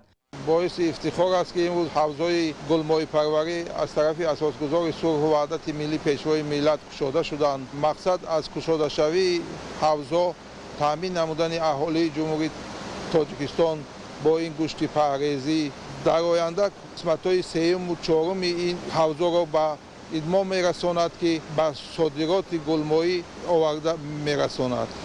کارهای ساختمانی در مرحله دوم حوزهای ماهی پروری کارپوراسیای ماهی تاجیک در ناحیه جبار رسولov با جلب 50 نفر متخصص جمعیت دارای مسئولیت محدود خیرصفا در دوام 6 ماه با صفت بلند به انجام رسانده شدند. اطلاع داده شد که تا سال 2025 در همه بیش از 3 هکتار زمین‌های کارپوراسیای ماهی تاجیک در دهات دهموی ناحیه جبار رسولov حوزها تأسیس داده شده در مرحله سوم اساساً پرورش تاس ماهی به راه مانده می‌شود. با پورا تشکیل نمودن حوزهای ماهی پروری اقتدار استحصالی تا 500 تن در یک سال رسانده خواهد شد. мо кормандони ширкати хайри сафо аз он ифтихор мекунем ки бо дастгирии пешвои муаззами миллат муҳтарам эмомалӣ раҳмон барои рушди соҳибкорӣ ва моҳипарварӣ имтиёзҳои зиёд доданд. имрӯз ширкати мо иқтидом гирифтааст ки барои рушди моҳипарварӣ ва таъмин намудани бозори дохила бо гӯшти паҳрезӣ ва содироти он дар оянда корхонаи коркарди моҳӣ ва сардхона бо зиёда аз 200 ҷойи кори доимӣ сохта ба истифода диҳад. ташрифи пешвои муаззами миллат барои мо кормандон як илҳоми баланд бахшид. дар ноҳияи ҷаббор расулов имрӯз 5 хоҷагии моҳипарварӣ фаъолият дорад ва соли гузашта наздики 38 тонна маҳсулот истеҳсол гардидааст. моҳипарварони ноҳия соли равон 28 тонна гӯшти парҳезӣ истеҳсол карданд ва то охири соли равон истеҳсоли 45 тонна маҳсулот дар назар аст. президенти мамлакат муҳтарам эмомалӣ раҳмон пас аз ифтитоҳи ҳавзҳои гулмоҳипарварӣ аз намоиши дастовардҳои ҷамъияти дорои масъулияти маҳдуди корпоратсияи моҳии тоҷик дидан намуданд. дар намоишгоҳ беш аз 10 зоти моҳӣ аз ҷумла навъҳои гуногуни гулмоҳӣ, тосмоҳӣ, зағорамоҳӣ, пешонипаҳни сафеду аъло, карпи олию ялақосе, консерваҳо аз моҳӣ, моҳиҳои дудандохташуда, хӯрокаи он ва харитаи ҷойгиршавии корпоратсияи моҳии тоҷик дар шаҳру ноҳияҳои мамлакат муаррифӣ карда шуд. зимни шиносоии сарвари давлат муҳтарам эмомалӣ раҳмон бо дастовардҳои ҷамъият иттилоъ дода шуд ки марҳила ба марҳила майдони ҳавзҳои моҳипарварӣ дар шаҳру ноҳияҳои мамлакат ки дорои иқлими мусоид мебошанд ташкил гардида парвариши зотҳои беҳтарини он ба роҳ монда мешавад ва содирот ҳам афзоиш дода хоҳад шуд. ҳамзамон ҷамъият нақша дорад ки соли равон коргоҳҳои коркарди моҳӣ аз ҷумла консервакунонии моҳӣ ва моҳии дудкардашударо сохта ба истифода диҳад. дар асоси дастури супоришҳои муҳтарам ҷаноби оли эмомалӣ раҳмон тасмим гирифтем ки парвариши гулмоҳиро дар дарё ва дарёчаҳое ки дар кӯҳистони мо мавҷуд ҳастанд ба роҳ монем барои он ки яке аз намудҳои нодиртарини гулмоҳии амударёӣ дар мо дар ҳамаи дарёҳомон мавҷуд аст. мо ҳамроҳ мехоҳем ки эҳёшро ба роҳ монем. ба ғайр аз ин дар соли 69 аз Арманистон аз кӯли Севан ба мо моҳӣ форели севаниро оварда буданд. аз он ҷумла мо ҳам корпоратсия тасмим гирифтааст ки ин намуд моҳиро эҳёша ба роҳ монем барое ки ҳозир ҳамин намуд моҳӣ ҳатто дар кӯли Севани Арманистон дигаргун шудааст. ягона моҳие ки ба таври пешина аст дар ҳамин яшилкӯл мавҷуд аст. президенти мамлакат муҳтарам эмомалӣ раҳмон иқдоми роҳбарияти ҷамъияти дорои масъулияти маҳдуди корпоратсияи моҳии тоҷикро дар самти мусоидат ба рушди соҳаи моҳипарварӣ, таъсиси ҷойҳои нави корӣ, амалисозии ҳадафи стратегии таъмини амнияти озуқаворӣ боиси дастгирӣ арзёбӣ намуда барои боз ҳам афзоиш додани ҳаҷми истеҳсоли маҳсулот ва баланд бардоштани иқтидори содиротӣ бо истифода аз имкониятҳои мавҷуда ба масъулон дастуру супоришҳои мушаххас доданд. асосгузори сулҳу ваҳдати миллӣ пешвои миллат президенти ҷумҳурии тоҷикистон муҳтарам эмомалӣ раҳмон дар минтақаи озоди иқтисодии суғд бо пахши тугмаи рамзии корхонаи истеҳсоли халтаҳои полипроплении ҷамъияти дорои масъулияти маҳдуди азияполитексро ба кор дароварданд. тамоми номгӯи маҳсулоти истеҳсолшавандаи корхона аз лиҳози намуд ва сифат ба меъёрҳои байналмилалӣ ҷавобгӯ аст. гузориши хабарнигорони мо. 1 апрел асосгузори сулҳу ваҳдати миллӣ пешвои миллат президенти ҷумҳурии тоҷикистон муҳтарам эмомалӣ раҳмон дар минтақаи озоди иқтисодии суғд бо пахши тугмаи рамзии корхонаи истеҳсоли халтаҳои полипроплении ҷамъияти дорои масъулияти маҳдуди азияполитексро ба кор дароварданд.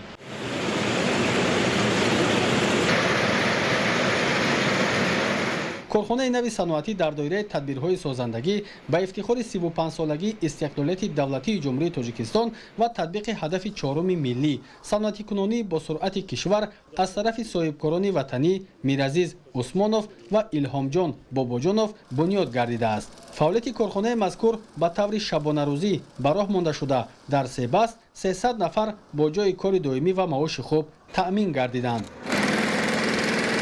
В Республике Таджикистан позволяет погодные условия, то, что народ очень трудолюбивый и хорошая политика государства, это нам дает возможность, чтобы мы дешево производили нашу продукцию и экспортировали страны СНГ.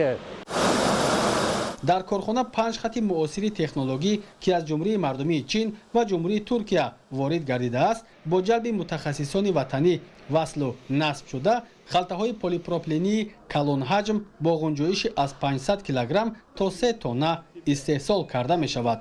ба пешвои миллат муҳтарам Эмомалӣ Раҳмон иттилоъ дода шуд ки иқтидори истеҳсолии корхона дар як моҳ то 13 000 дона халтаҳои полипропилении калонҳаҷм буда солона ба зиёда аз 156 000 дона мерасад. тамоми номгӯи маҳсулоти истеҳсолшаванда аз лиҳози намуд ва сифат ба меъёрҳои байналмилалӣ ҷавобгӯ аст. сохтмони корхонаи мазкур соли 2018 оғоз гардида дар масоҳати умумии 1 гектар бо сатҳу сифати баланд ба анҷом расонида шудааст. имрӯз корхонаи ҷдмм Азия Политекс бо иштироки пешвои муаззами миллат муҳтарам Эмомалӣ Раҳмон фаъолияти худро расман оғоз намуд ки боиси ифтихори мо мебошад.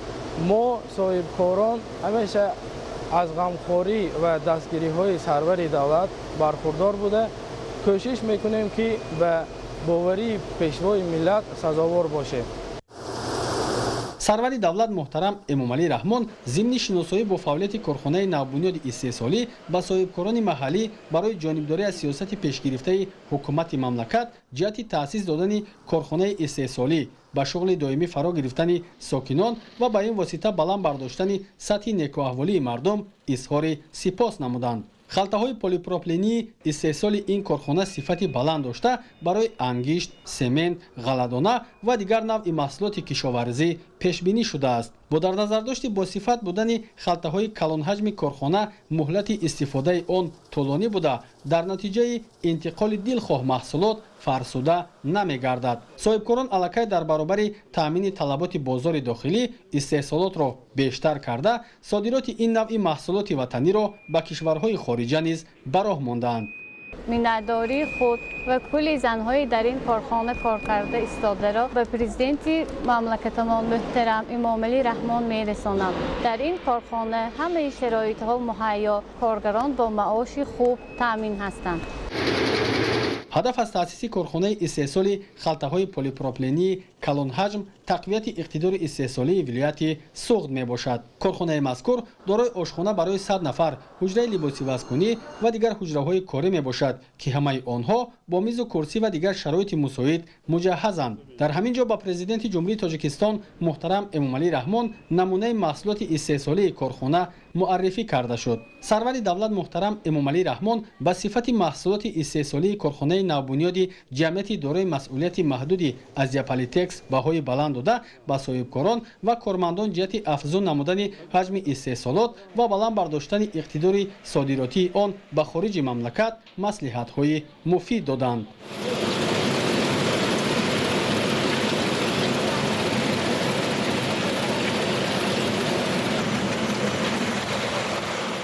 корхонаи мо ашёи хомро аз хориҷа гирифта аз он ришта ҳосил карда баъд онро ба мошинаҳои ресандагии дарозананда васл намуда аз он матоъҳои полипропилениро истеҳсол мекунем. аз матоъ бошад халтаҳои калонҳаҷм истеҳсол мешавад ки вазнбардории онҳо то 3 тонн мебошад. соҳибкорон аз таваҷҷӯҳ ва ғамхориҳои пешвои миллат самимона изҳори сипос намуда тасмим гирифтанд ки то 35-солагии истиқлоли давлатӣ марҳилаи дуюми корхонаро сохта ба истифода дода боз 500 ҷойи нави кории дигар таъсис диҳанд ки дар натиҷа шумораи умумии кормандон ба 800 нафар баробар гардида маҳсулоти тайёр бошад пурра ба хориҷи кишвар содирот карда мешавад. боиси ифтихори ҳар яки мо аст ки пешвои миллат баҳри ба кор даровардани корхонаи мо ташриф оварданд.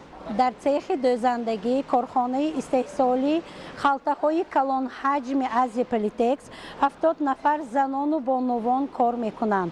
аз тарафи роҳбарияти корхона ба мо шароитҳои лозима муҳайё карда шудааст. сарвари давлат зимни шиносоӣ бо лоиҳаи бунёди корхонаи нави истеҳсолӣ соҳибкоронро водор намуданд ки ба сифати корҳои сохтумонӣ таваҷҷӯҳи махсус равона намуда онро дар муҳлати муайян ва бо сифати баланд ба истифода диҳанд.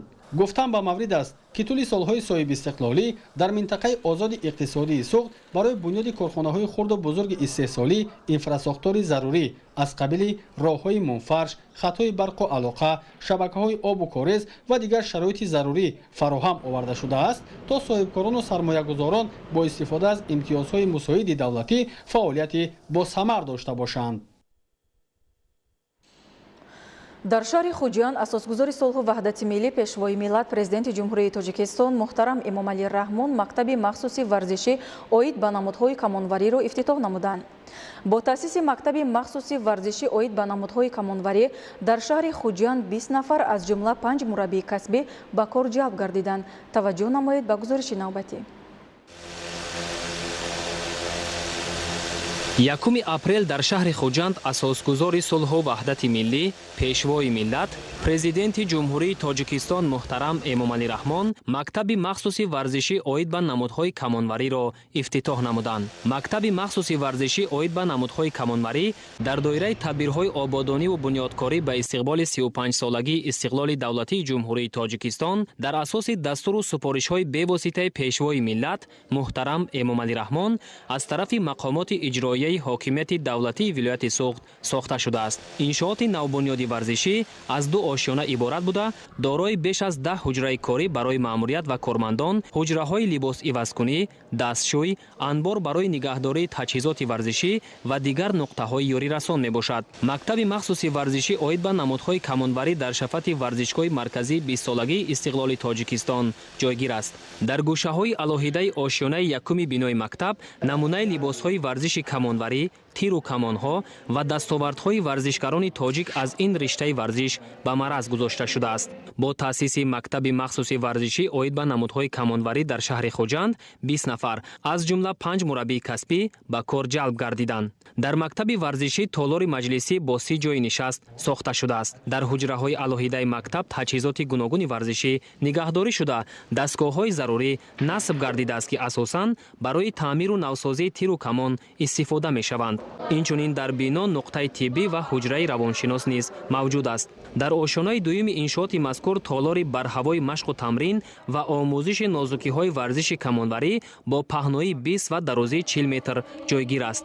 дар толори мактаби махсуси варзишӣ оид ба намудҳои камонварӣ дар баробари машқу тамрин инчунин барои баргузор намудани мусобиқаҳои сатҳи баланд оид ба камонварӣ шароити зарурӣ фароҳам мебошад. айни замон дар мактаби махсуси варзишӣ оид ба намудҳои камонварӣ дар шаҳри хуҷанд 90 нафар ҷавонону наврасон машқу тамрин менамоянд ки ба онҳо мураббиёни соҳибтаҷриба нозукиҳои ин намуди варзишро меомӯзонанд. сарвари давлат муҳтарам эмомалӣ раҳмон бо собиқадорони соҳа, мураббиён ва варзишгарон суҳбати самимӣ ороста изҳори боварӣ карданд ки бо бунёд ва ба истифода супоридани мактаби махсуси варзишӣ оид ба намудҳои камонварӣ дар шаҳри хуҷанд барои тамрини наврасону ҷавонони варзишгар шароити зарурӣ фароҳам оварда шуд ва аз байни онҳо қаҳрамононе чун Зебуниса Рустамова ба камол мерасанд. барои мо имрӯз ид ҳаст. ҳамаи намудҳое ки ниёбгони мо доштанд ҳамаш аз тарафи пешвои муаззами миллати аз нав эҳё шуда истода ва имрӯз намуди камонварӣ ҳам дар байни ҳаминҳо мебинанд. намуди камонвари мо ин намуди суннатии мо мебошад, намуди ниёбгони мо мебошад ва ғайр аз ин намуди миллии олимпия ҳам мебошад. варзишгарони камонваро ҳамин ҷо якум бор омаданд, завқашон зиёдтар дигар хел шуд, чунки мо як чихе майда ҷо доштем, масофаи олимпӣ надост, барномаи 70 метр паронда наметавонистем, барои онҳо ки тангӣ мекард. вақте ки ин майдонро дидан, ин толорҳоро дидан, чихе толорҳои барҳаво, равшан, дили одам кушода мешад, чунин бо шавқ мебиёд ва бовар дорам ки дар оянда боз ҳам зиёд мешад. мо дар ин ҷо имрӯз тамоми намудҳои камонварӣ ки дар ҳаст, масалан ҳам намудҳои камонвари олимпӣ классикӣ, ҳам намудҳои ғарғаравӣ ки дар чемпионатҳои ҷаҳон иштирок мекунанд, ғайр аз ин намудҳои анъанавӣ ки ҳозир аз нав зинда шудааст ва фестивал гузаронда мешавад дар Тоҷикистон ки имрӯз бачаҳои мо ҳам ба ин омода мешаванд. мавриди зикр аст ки камонварӣ яке аз навъҳои машҳури варзиши миллӣ буда таърихи тӯлонӣ дорад. асбоби асосии ин навъи варзиши суннатӣ камон мебошад ки онро аз чӯби хамидаи абрушакл ва зеҳ месозанд. чӯби хамидаро аз дарахтони зарбет, санҷид, бет ё газсӯх ساخته دونوگی آن را با استخوان یا فلزات رنگه آرام می‌دهند. زه کمان را باشد از ریسمان ابریشم یا روده چاروا آماده می‌کنند. با گفته متخصصان طبق طلبات فدراسیون بین المللی کمانوری، مسافه نشانزنی در میدان و تالارهای ورزشی برای بازی‌های المپی پیش بینی شده برای مردها از 90 تا 30 متر و برای بانوان از 70 تا 30 متر معین شده است. اطلاع داده شد که سال 1992 در تاجیکستان فدراسیون کمانوری تأسیس داده شده است و حالا در هیئت آن 3 مکتب مخصوص از روی این نمود ورزش عمل می‌کند. خیلی خرسندآور است که با دستگیری پیشوای ملت جناب عالی محترم امام علی رحمان دستور و سپارش‌های ضروری داده شده بودند که قبلا رشد کمانوری همچون یک نمود نیاگان، همچون یک نمود سنتی، همچون یک نمود ورزشی المپی از نو احیا کرده شود و آن عنعنه‌هایی که کمانوران تاجیکستان در عرصه بین‌الخلقی داشتند باز برقرار کرده شود و دستاوردهای نو جوانان به دست آورده شود. حالا خیلی خرسندآور است که برای جوانان ما، برای ورزشکاران نورس ما چنین شرایط‌ها مهیا گردیدند و آنها دوام سال نوبسته از زمستان یا تابستان می‌توانند که مشق کنند.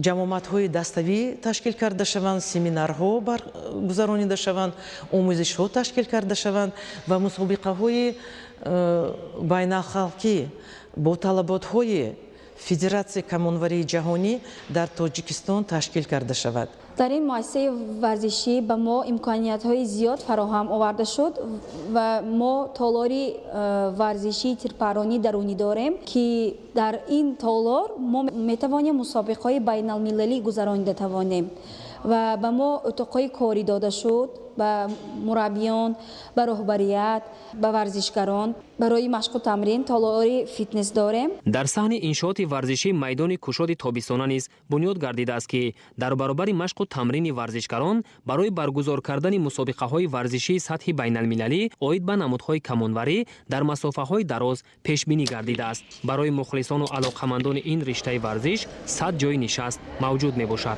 Для меня большая честь и большая радость присутствовать на столь важном для республики событии, как открытие спортивной школы стрельбы из лука. Имеет очень давние, очень сильные традиции. Я являюсь воспитанницей таджикской школы стрельбы из лука.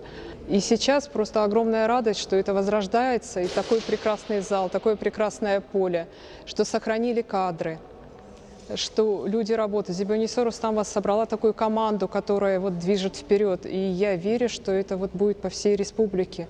Ну и могу сказать, что сборная России, конечно, с удовольствием бы приезжала в такие великолепные объекты тренироваться. Я очарована вашим комплексом новым. Такого я еще не видела. Он универсален в своем проекте в том плане, что у вас есть возможность стрелять и на летней территории, причем щитов очень много, и дистанции разные, и очень классно сделана зона безопасности. То есть вы можете себе позволить стрелять и короткие дистанции, и длинные. Универсальный процесс будет тренировки.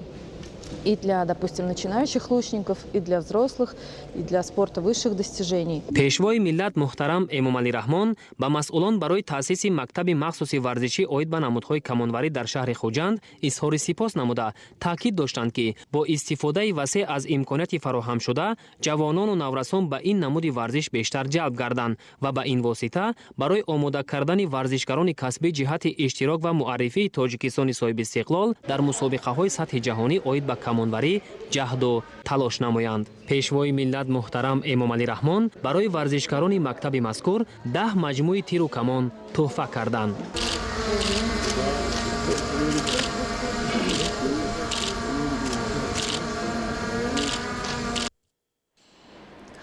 асосгузори сулҳу ваҳдати миллӣ пешвои миллат президенти ҷумҳурии Тоҷикистон муҳтарам Эмомалӣ Раҳмон бинои нави муассисаи давлатии таълимии коллеҷи тиббии шаҳри Хуҷанд ба номи Юсуфи Соқиро мавриди баҳрабардорӣ қарор доданд.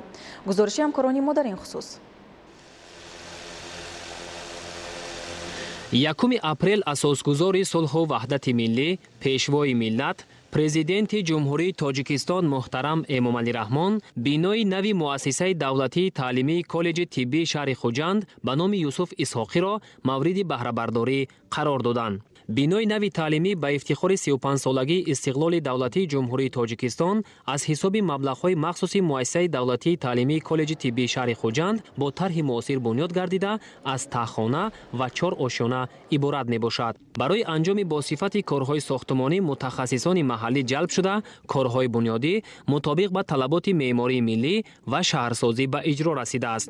аснои шиносоӣ бо шароитҳои фароҳам гардида дар бинои хуштарҳу замонавии таълимӣ пешвои миллат муҳтарам эмомалӣ раҳмон ба корҳои сохтмонӣ баҳои баланд дода аз муҳайё гардидани имконияти васеъи илму касбомӯзӣ масъулонро барои омода кардани мутахассисони баландихтисоси соҳаи тиб роҳнамоӣ карданд.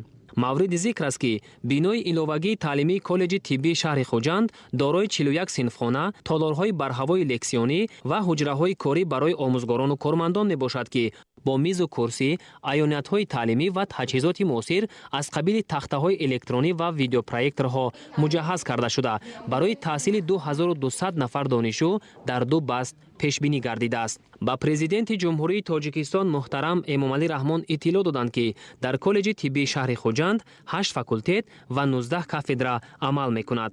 мутахассисони маълумоти миёнаи тиб аз рӯи 8 ихтисос аз ҷумла кори момодоягӣ, кори табобатӣ, кори ҳамширагӣ, кори фарматсевтӣ, кори дандонсозӣ, кори тиббӣ ташхисӣ, кори тиббӣ офиятӣ ва кори тиббӣ профилактикӣ омода карда мешаванд. айни замон дар коллеҷи тиббии шаҳри Хуҷанд 4436 нафар донишҷӯ ба таҳсил фаро гирифта шуданд ки 3847 нафари онҳо духтар ва 589 нафар писар мебошанд. аз ин шумора 10 нафарашон шаҳрвандони хориҷӣ ҳастанд. ба онҳо дар умум 230 нафар омӯзгори соҳибтахассус дарс мегӯянд. барои мо омӯзгорон кормандони муассисаи давлатии таълимии коллеҷи тиббии шаҳри Хуҷанд ба номи Юсуф Баширхонович Исҳоқӣ боиси ифтихорӣ ва сарфарозӣ аст ки имрӯз бо иштироки асосгузори сулҳу ваҳдати миллӣ пешвои муаззами миллат ҷаноби олӣ муҳтарам эмомалӣ раҳмон бинои нави иловагӣ ифтитоҳ гардид. мо шоҳиди он ҳастем ки дар сиёсати пешгирифтии давлату ҳукумат соҳаи маориф ва тандурустӣ яке аз самтҳои афзалиятнок мебошад. мо минбаъд низ дастури ҳидоятҳои сарвари давлат муҳтарам эмомалӣ раҳмонро ҷаҳди татбиқи ҳадафҳои давлат ва ҳукумати ҷумҳурии Тоҷикистон дар самти рушди соҳаи тандурустӣ сармашқи фаъолияти худ қарор дода барои баланд бардоштани эҳсоси худшиносӣ насли ояндасоз ва таъмини соҳаи тандурустӣ бо кадрҳои баландихтисоси ҷавобгӯ ба талаботи замони муосир саъю талош меварзем. боиси қаноатмандиву сарфарозист ки ҳукумати ҷумҳурии Тоҷикистон пешрафти бомароми соҳаи тандурустӣ ва ҳифзи иҷтимоиро яке аз самтҳои асосӣ ва афзалиятноки сиёсати худ қарор дода барои расидан ба ин ҳадафҳо тадбирҳои заруриро амалӣ карда истодааст. дар паёми навбатӣ пешвои муаззами миллат муҳтарам эмомалӣ раҳмон иброз доштанд ки барои боз ҳам беҳтар намудани сатҳу сифати хизматрасонии тиббӣ ва дастрасии аҳолӣ ба он бунёди муассисаҳои нав аз навсозии муассисаҳои мавҷуда ва бо таҷҳизоти муосир таъмин гардонидани онҳо зарур мебошад. бунёди бинои 4 ошёнаи замонавӣ бо синфхонаву озмоишгоҳҳо ва таҷҳизоти муосири техникӣ дар муассисаи давлатии таълимии коллеҷи тиббии шаҳри Хуҷанд ба номи Юсуф Баширхонович Исҳоқӣ бо мақсади татбиқи ин амру супоришоти ҷаноби олӣ сурат гирифт. дар партави ин ғамхориҳои президенти кишвар мо кормандони коллеҷи тиббӣ кӯшиш мекунем ки боз ҳам беҳтару бештар донишу таҷриба ва малакаву маҳорати хешро ба тарбияи кадрҳои ҷавобгӯ ба талаботи замон равона созем. бо мақсади мутобиқ намудани раванди таълим ба меъёрҳои муосир дар коллеҷи тиббии шаҳри Хуҷанд марказу озмоишгоҳҳои замонавӣ аз ҷумла маркази омӯзиши малакаҳои амалӣ, озмоишгоҳи таълимӣ ва ташхиси фарматсевтӣ, озмоишгоҳҳои таълимии химия, биология, физика ва маркази таълимии дандонсозӣ таъсис дода шудааст. марказу озмоишгоҳҳои мазкур ва синфхонаҳои фаннии коллеҷ бо дастгоҳу таҷҳизоти تجهیزات موثر و عیانیت‌های تعلیمی و تجربوی مجهز کرده شدند که با استفاده از آنها دانشجویان مشغولیت‌های عملی می‌گذرانند. علاوه بر این همه حجره‌های کاری آموزگاران با میز و کرسی، دستگاه‌های ضروری و خط اینترنت پیوست می‌باشند. در آشیانه یکم بینای کالج تالاری برهوای لکسیونی با 212 جای نشست ساخته شده است. در تالار مذکور روند درس‌های نظریوی با استفاده از تکنولوژی اطلاعاتی و کمونیکاسیونی با چند از مؤسسه‌های ساحه تندرستی و حفظ اجتماعی به طور آنلاین پیوست گردیده گذرانده می‌شوند.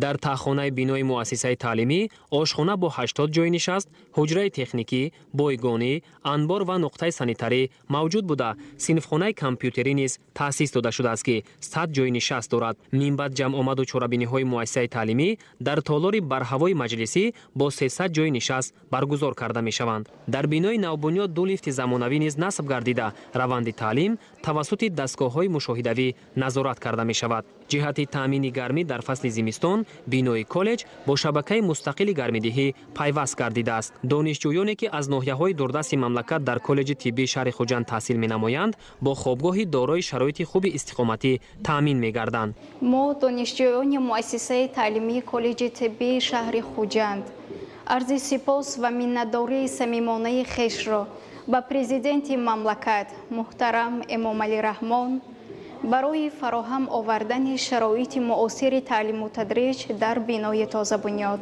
بیان میکنیم. شکرانه از آن میکنیم که در چنین یک دولت صاحب استقلال و رو به رشد و ترقیات زندگی نموده از نعمت‌های استقلالیت بهره‌ور و در بهترین مؤسسه‌های تعلیمی اختصاص انتخاب کرده خویش را از بر می‌نماییم. در این بینای تازه بنیاد برای آموزش و تقویت ملکه‌های عملی، آگاهی یافتن از علم‌های معاصر توسط دستگاه و تکنولوژی‌های زمانوی طبی، شرایط معاصر تعلیم و تدریج فراهم گشته است.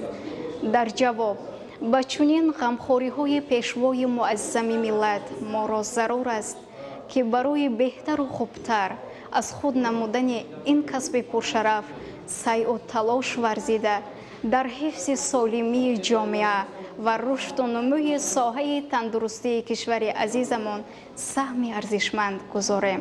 شادی و نشاط ما دانشجویان را حد و کنار نیست.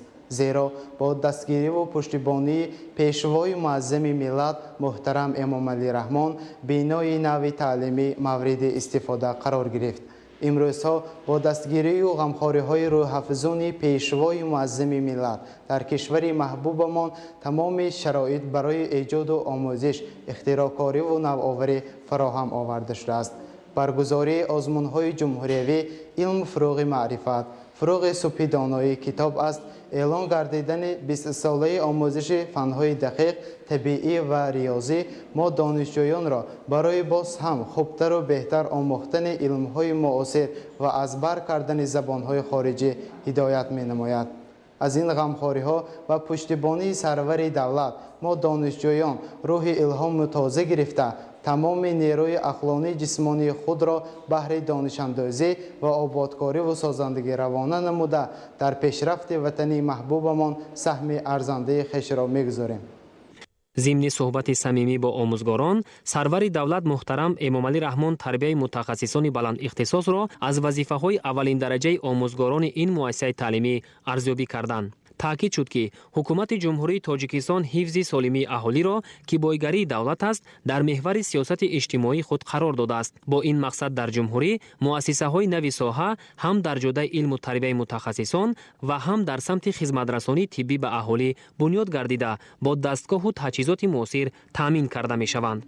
یادآور می‌شویم که کالج طبی شهر خوجند تاریخ زیاده از 90 ساله داشته هنوز سال 1932 همچون نخستین مؤسسه تحصیلات میانه کسبی در سمت تیار کردن متخصصان زینه میانه طب با فعالیت آغاز نموده است. در حدود کالج که 1.3 هکتار را در بر میگیرد، بینای اساسی تعلیمی عبارت از 2 آشیانه با 38 صنفخانه، کتابخانه با تالار خوانش، کتابخانه الکترونی با شبکه اینترنت پیوست، تالار ورزشی، میدانچه ورزشی والیبال و بسکتبال، تالار تنیسی روی میز، صنفخانه ششکه و شاهمات، بنگاه طبی، مجلسگاه با 150 جای نشست، آزمایشگاه‌های فنی و دیگر انشاءات یاری رسان موجود است. به اطلاع مسئولان سال 2022 کالج طبی шаҳри Хуҷанд ро 1132 нафар донишҷӯ аз рӯи 7 равия хатм намуда соҳиби маълумоти миёнаи тиббӣ гардиданд.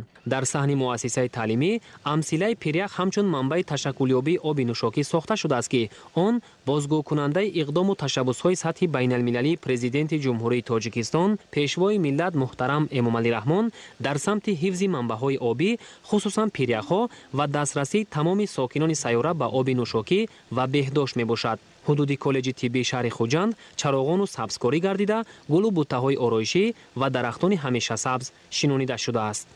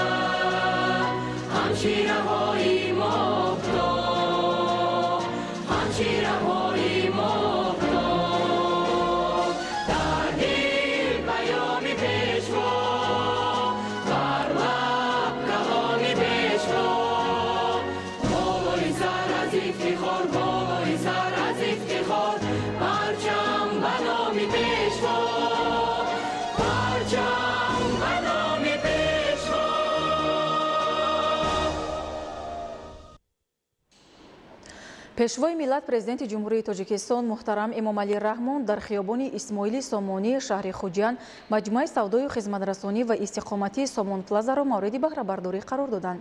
гузориши хабарнигорони мо.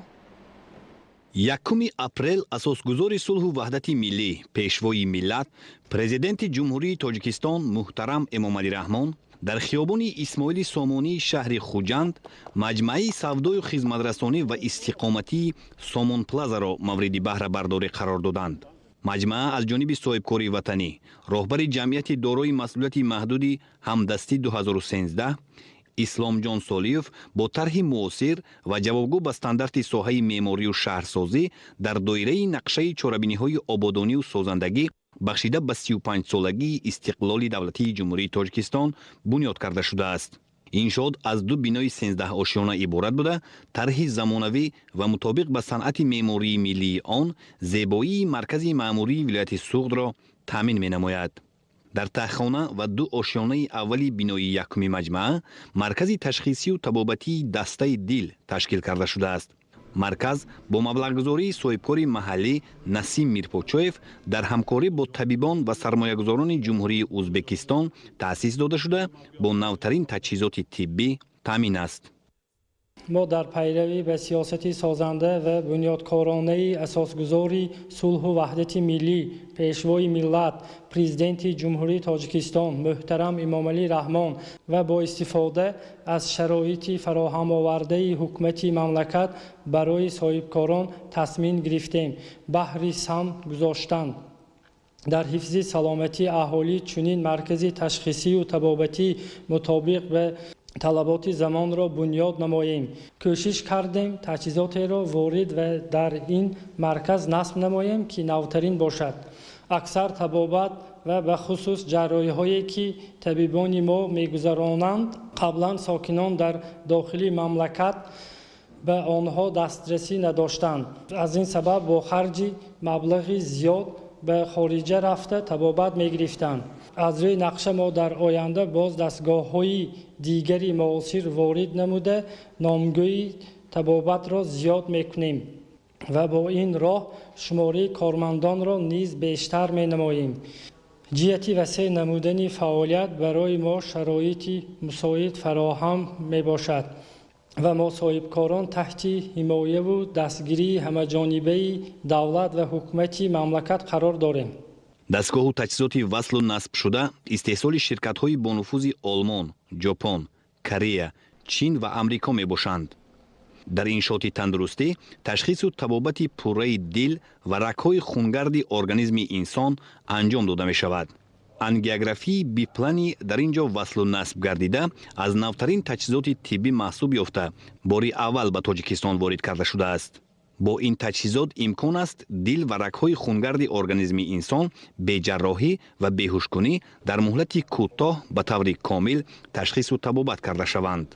دیگر نامگوی تجهیزات از قبیل اولتراسادا، دستگاه نفسدهی صنعی، رنتگن و غیره نیز نوترین بوده. با هر کدام آن تشخیص دقیق و طبابت سریع بیماران امکان پذیر می باشد. قبول، تشخیص و طبابت بیماران در مرکز با نظام متمرکز الکترونی صورت می گیرد.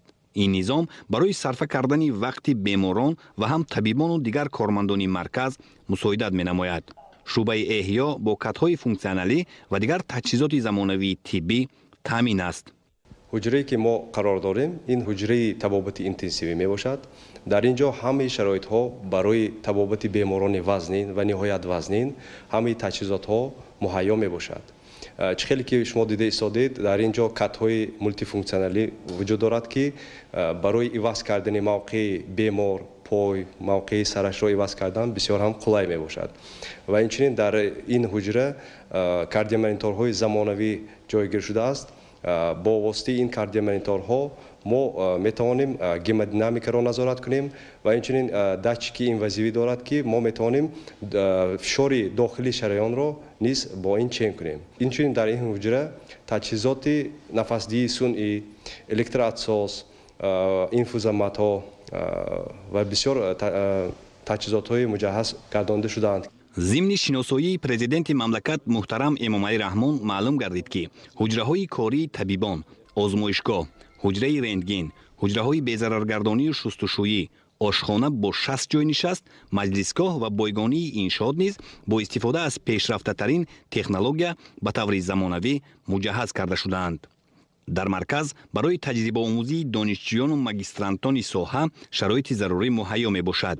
در تالار لکسیونی مانیتور با حجره های تشخیص، جراحی و طبابتی به طور آنلاین پیوست کرده شده است که توسط آن درس های عملی گذرانده می شوند.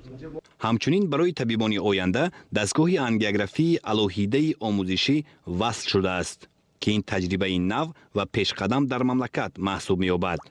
در مرکز تشخیصی و طبابتی دسته دل متخصصان ورزیده محلی طبیبان از فدراسیون روسیه و جمهوری ازبکستان کار میکنند. طبیبان مرکز با متخصصان ساحه طب جمهوری‌های قزاقستان، آذربایجان و ترکیه همکاری زیج داشته میان هم پیوسته تبادل تجربه مینمایند.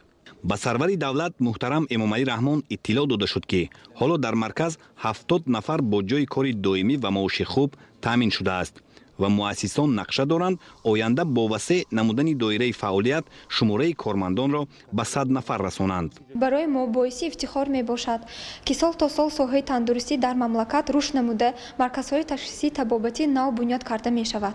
дар баробари мукаммал гардонидани беморхонаи ташхисгоҳ ва дигар иншооти табобати давлатӣ имрӯз дар ҷумҳуриямон аз тарафи соҳибкорон низ марказҳои ташхисии табобатӣ замонавӣ бунёд карда мешавад.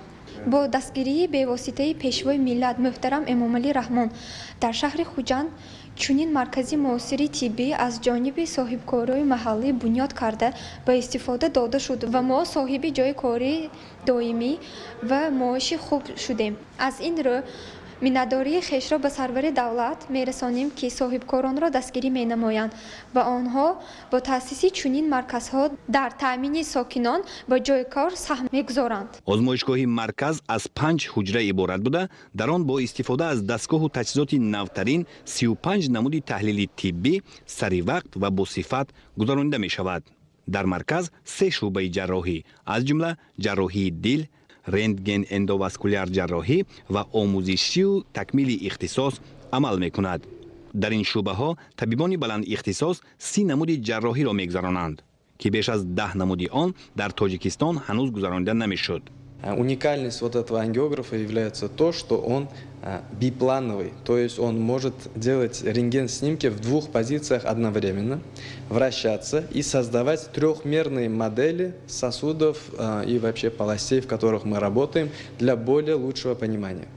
Это ускоряет процесс операции и также значительно повышает эффективность и безопасность процедур. Кроме того, на этом оборудовании можно легко проводить коронарографию, ангиопластику сосудов, установку стентов в сосуды любого калибра. Кроме того, на этом аппарате можно проводить эмболизации, то есть закупорки сосудов. То есть мы иногда открываем сосуды, иногда мы их закрываем. Это тоже может быть полезно при большом количестве разновидностей заболеваний. барои бистаригардонии беморон пас аз расонидани кӯмаки аввалияи тиббӣ дар шуъбаи эҳё ва ҷарроҳӣ ҳуҷраҳои замонавӣ бо катҳои статсионарӣ ва дигар лавозимоти зарурӣ таъмин мебошад. дар маркази ташхисию табобатии дастаи дил 120 ҳуҷраи табобатию бистаригардонӣ ва ёрирасон мавҷуд буда, дар як рӯз ба 100 нафар ниёзманд хизмати тиббӣ расонида мешавад. дар як вақт имкон аст 50 нафар бемор ба табобат фаро гирифта шавад. бо баробарии ҷарроҳиҳои шараёни қалбу дигар шараёнҳо низ ҷарроҳиҳо дар шараёнҳои майнии сар ба роҳ монда мешавад.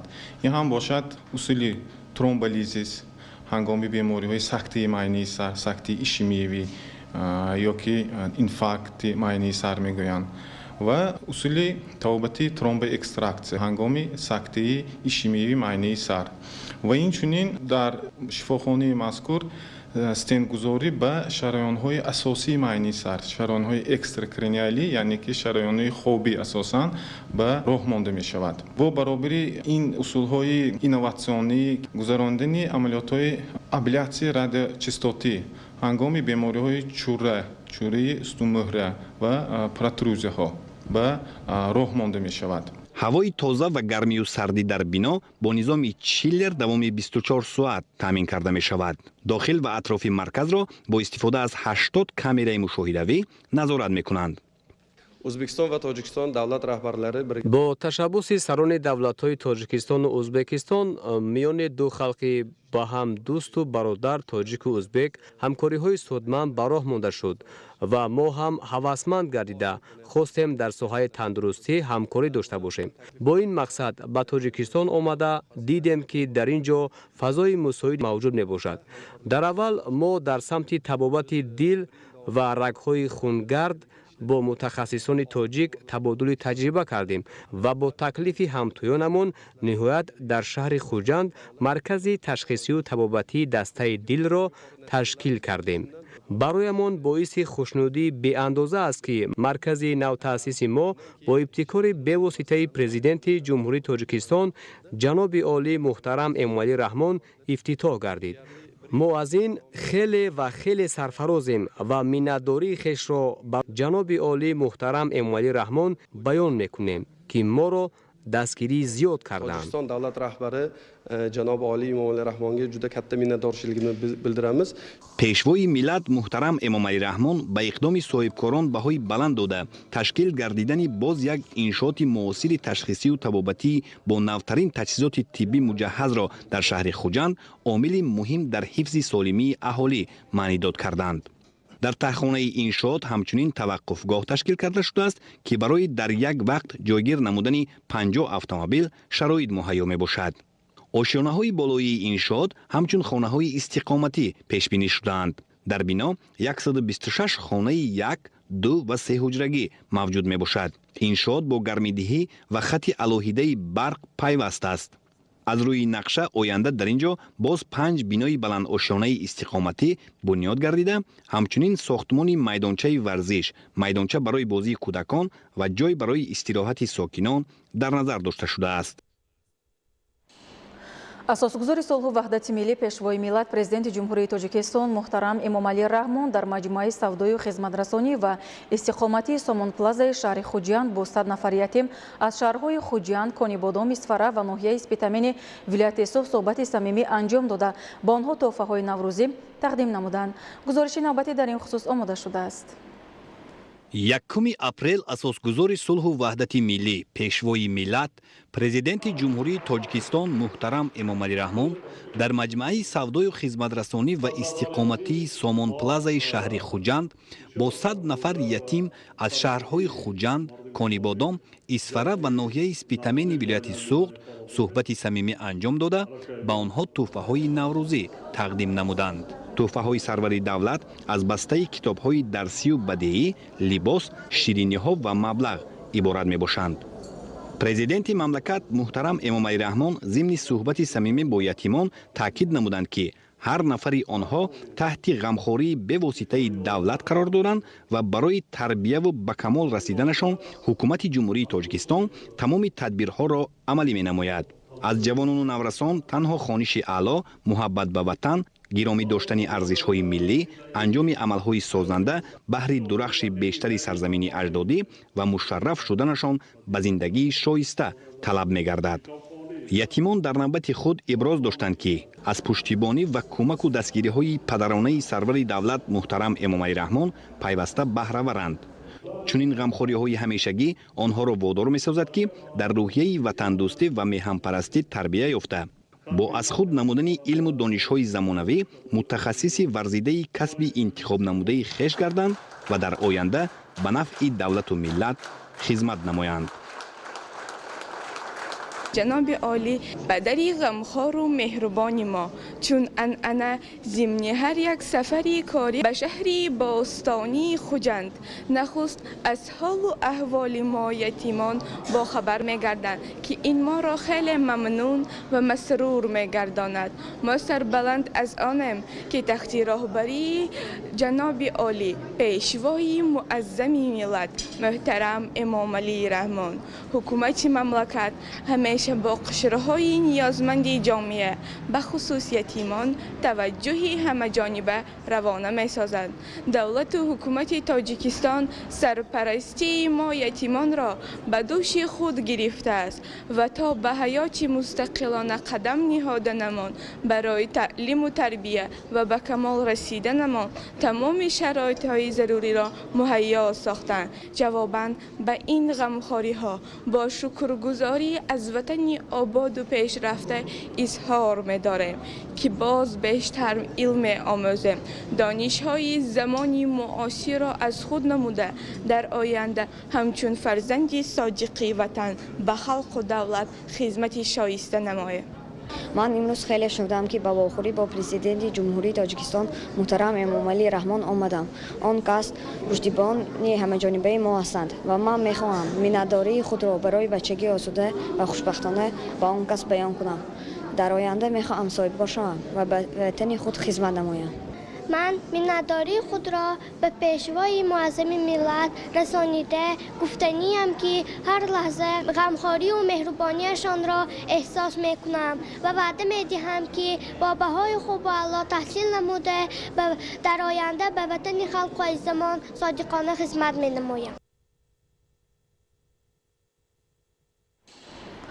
در ناحیه باباجان غفورف ولایت سوخت اساسگزار صلح و وحدت ملی پیشوای ملت پرزیدنت جمهوری تاجیکستان محترم امامعلی رحمون با فعالیت گرمخانه زمانوی خواجگی دهقانی تیمورجان شناس شده. از نمایش محصولات کشاورزی دیدن نمودند. گزارش خبرنگاران ما در این خصوص. 1 اپریل اساسگزار صلح و وحدت ملی پیشوای ملت پرزیدنت جمهوری تاجیکستان محترم امامعلی رحمون در ناحیه باباجان غفورف ولایت سوخت با فعالیت گرمخانه زمانوی خواجگی دهقانی تیمورجان شناس شده. از نمایش محصولات کشاورزی دیدن نمودند. مساحت عمومی خواجگی 1.5 گکتار بوده. در 1 گکتار برای پرورش سبزیجات خاصه پمیدار، بادرنگ و قلنفر گرمخانه بنیاد کرده شده است.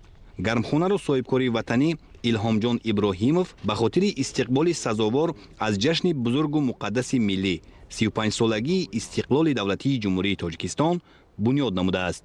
برای وصل و نصب تجهیزات و بنیاد این انشاءات زمانوی ساحه کشاورزی $1 میلیون ایالات متحده امریکا صرف نمودند. در زمینه امتیازهای فراهم آورده حکومت جمهوری تاجیکستان به ساحه کشاورزی و جلب سرمایه به انسان ما در همکاری با شریکان از جمهوری ازبکستان همین گرمخانه را تأسیس دادیم. با چنین طرز بار اول در تاجیکستان گرمخانه بنیاد گردیده است. اکثر دستگاه و تجهیزات این گرمخانه نوترین بوده، هنوز به مملکت ما وارد کرده نشده بود. ما برای بنیاد کردن گرمخانه و از خود نمودن تجهیزاتی در آن موجود بوده متخصصان را از جمهوری کره جنوبی جلب نمودیم. آنها در دوام 3 ماه آمده این گرمخانه را ساخته، طرز درست استفاده بردن تجهیزات آن را به ما آموزانیدند. حالا در گرمخانه اساساً بادرنگ نوع‌های گلندی نیمر، پیکالینو، لامی و خوپلی پرورش می‌یابد. حاصلناکی سالانه نوع بادرنگ کشت شده به 2500-3000 سنتنر برابر میباشد. تکنولوژی گرمخانه استحصال جمهوری کره جنوبی بوده. زراعت به طور قطرگی، آبیاری و با غذا تامین می‌گردد. معیار آب و غذادهی توسط کامپیوتر اداره کرده می شود. ما از ماه دکامبر با کشت کاری بادرنگ و پمیدار مشغول شدیم. 19 دکامبر ما اولین تخم‌های پمیدار، بادرنگ، قلنفر را کشت کردیم.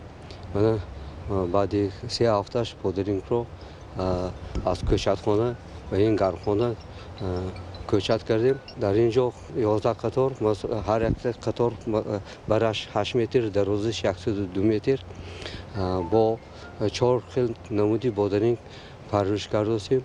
حاصل به درآمدگی در داخل گرمخانه با استفاده از 8000 لامپه مخصوصی برقی آفتاب صنعی به وجود می آورند. این نظام نو در تاجیکستان بار اول راه اندازی شده است. اصول مذکور در روزهای ابرناک و برای دراز نمودن روزهای کوتاه زمستان استفاده شده، جهت انکشافیابی خوب و سری وقتی زراعت مفید می باشد. گردش هوا در داخل گرمخانه توسط 90 دستگاه مخصوص زمانوی تامین کرده می شود.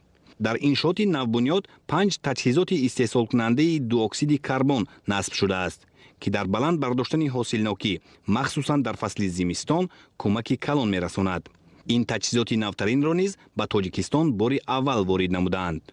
2 قبط سلفان گرد اطراف گرمخانه با 1 قبط کورپه، همه این با این کامپیوتر اداره کرده می شود.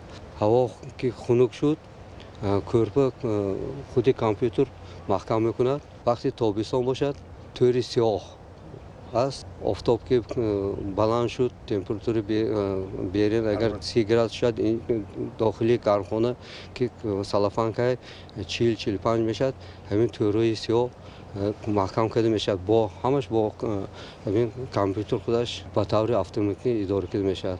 75% نوری آفتاب رو همین طورا میدارن. باز زیادتر اگر هوا گرم شد و داخلی گرمخانه اگر از 35-40 گراد برادر تومانیک میگن، آب چنگ کرده پاش کرده میزد. استفاده تجربه پیش قدم در نشأونمای خوب زراعت باعث گردیده است. ба таъкиди сарвари давлат муҳтарам эмомалӣ раҳмон истифодаи технологияи муосири соҳа ва ҳамқадами замон амал намудани кишоварзону хоҷагидорон дар расидан ба яке аз ҳадафҳои стратегии мамлакат таъмини амнияти озуқаворӣ ва дастрасии аҳолӣ ба ғизои хушсифат заминаи хуб мегузорад. дар ҳудуди хоҷагӣ дар масоҳати 0,1 гектар гармхонаи алоҳида барои омода намудани кӯчати сабзавот бунёд намудаанд ки дар як вақт 170 000 кӯчат тайёр мегардад. хоҷагидорон аллакай як маротиба 23 000 кӯчати бодиринг, помидор ва қаламфур парвариш намудаанд. ҳоло бошад дар ин қитъа барои таҷриба 8 навъи помидор шинонидаанд ки нашъунамои хуб доранд. мо тухмиҳои помидори навъи сиёҳро ки то ин вақт дар ҷумҳурӣ парвариш карда намешуд ворид намуда, чун таҷриба онро киш намудем. тавре мебинед онҳо нашъунамои хуб доранд, ҳосилбандиашон мувофиқи мақсад мебошанд. мо минбаъд парвариши ин намуд помидорҳоро дар гармхонаи калон ба роҳ мемонем ва умедворем бо ба даст овардани ҳосили дилхоҳ дар таъмини бозор бо маҳсулоти тару тоза саҳм мегузорем. барои мӯътадил нигоҳ доштани ҳаво дар дохили гармхона низоми сардкунандаи обӣ васлу насб карда шудааст. гармӣ дар ҳудуди иншоот тавассути низоми мутамарказ ва бо истифода аз ангишт таъмин мегардад. ҳоло дар хоҷагии деҳқонии Темурҷони ноҳияи Бобоҷон Ғафуров 20 нафар сокини маҳаллӣ бо ҷойи кори доимӣ ва маоши хуб таъмин мебошад. бо бунёд гардидани чунин гармхонаи замонавӣ мо занону духтарони ҷамоати деҳоти унҷӣ бо ҷойи кори доимӣ ва маоши хуб таъмин шудем. шароити кори мо дар ҳамаи фасли сол хуб аст, яъне мо мушкилӣ намекашем ва корамонро осон ба анҷом мерасонем. аз ин рӯ миннатдории худро ба пешвои миллат муҳтарам эмомалӣ раҳмон баён медорем. президенти мамлакат муҳтарам эмомалӣ раҳмон ба соҳибкори маҳаллӣ барои бунёди чунин иншооти замонавии истеҳсолӣ изҳори сипос намуда фаъолияти хоҷагидоронро намунаи ибрат ва боиси таҳсин маънидод карданд. сипас пешвои миллат муҳтарам эмомалӣ раҳмон аз намоишгоҳи маҳсулоти кишоварзӣ дидан карданд. дар намоишгоҳ асосан сабзавоти дар гармхона парвариш намудаи хоҷагидорони ноҳияи Бобоҷон Ғафуров муаррифӣ гардид. ба иттилои масъулони соҳа айни замон дар ноҳияи Бобоҷон Ғафуров 205 гармхонаи доимуамалкунанда дар масоҳати 27 гектар фаъолият мекунад. бо назардошти талаботи замон хоҷагидорони ноҳия масоҳати гармхонаи типпи навро бештар намуда кӯшиш доранд истеҳсоли маҳсулотро дар ҳамаи фасли сол афзоиш бахшанд ва бо ин роҳ дар ғанӣ гардидани бозор бо маҳсулоти сифатнок саҳм гузоранд. то имрӯз дар масоҳати 27 гектар дар гармхонаҳо дар вилояти Суғд кишти сабзавотҳо гузаронда шудааст. аз он помидор 12,77 гектар, бодаринг 2,66 гектар, 11,190 гектар дигар сабзавотҳо, 12 гектар лимӯи хонаҳо мавҷуд мебошад ки то имрӯз зиёда аз 433 тонна маҳсулоти гармхонаҳо ҷамъоварӣ карда шуда ба бозорҳои шаҳру ноҳияҳои вилоят дастрас карда шуда истодааст. то имрӯз ки 433 тонна сабзавот ғуничин карда шудааст, аз он 36 тоннаш бо помидор, 13 тоннаш бодаринг, 104 тоннаш дигар сабзавотҳо мебошад.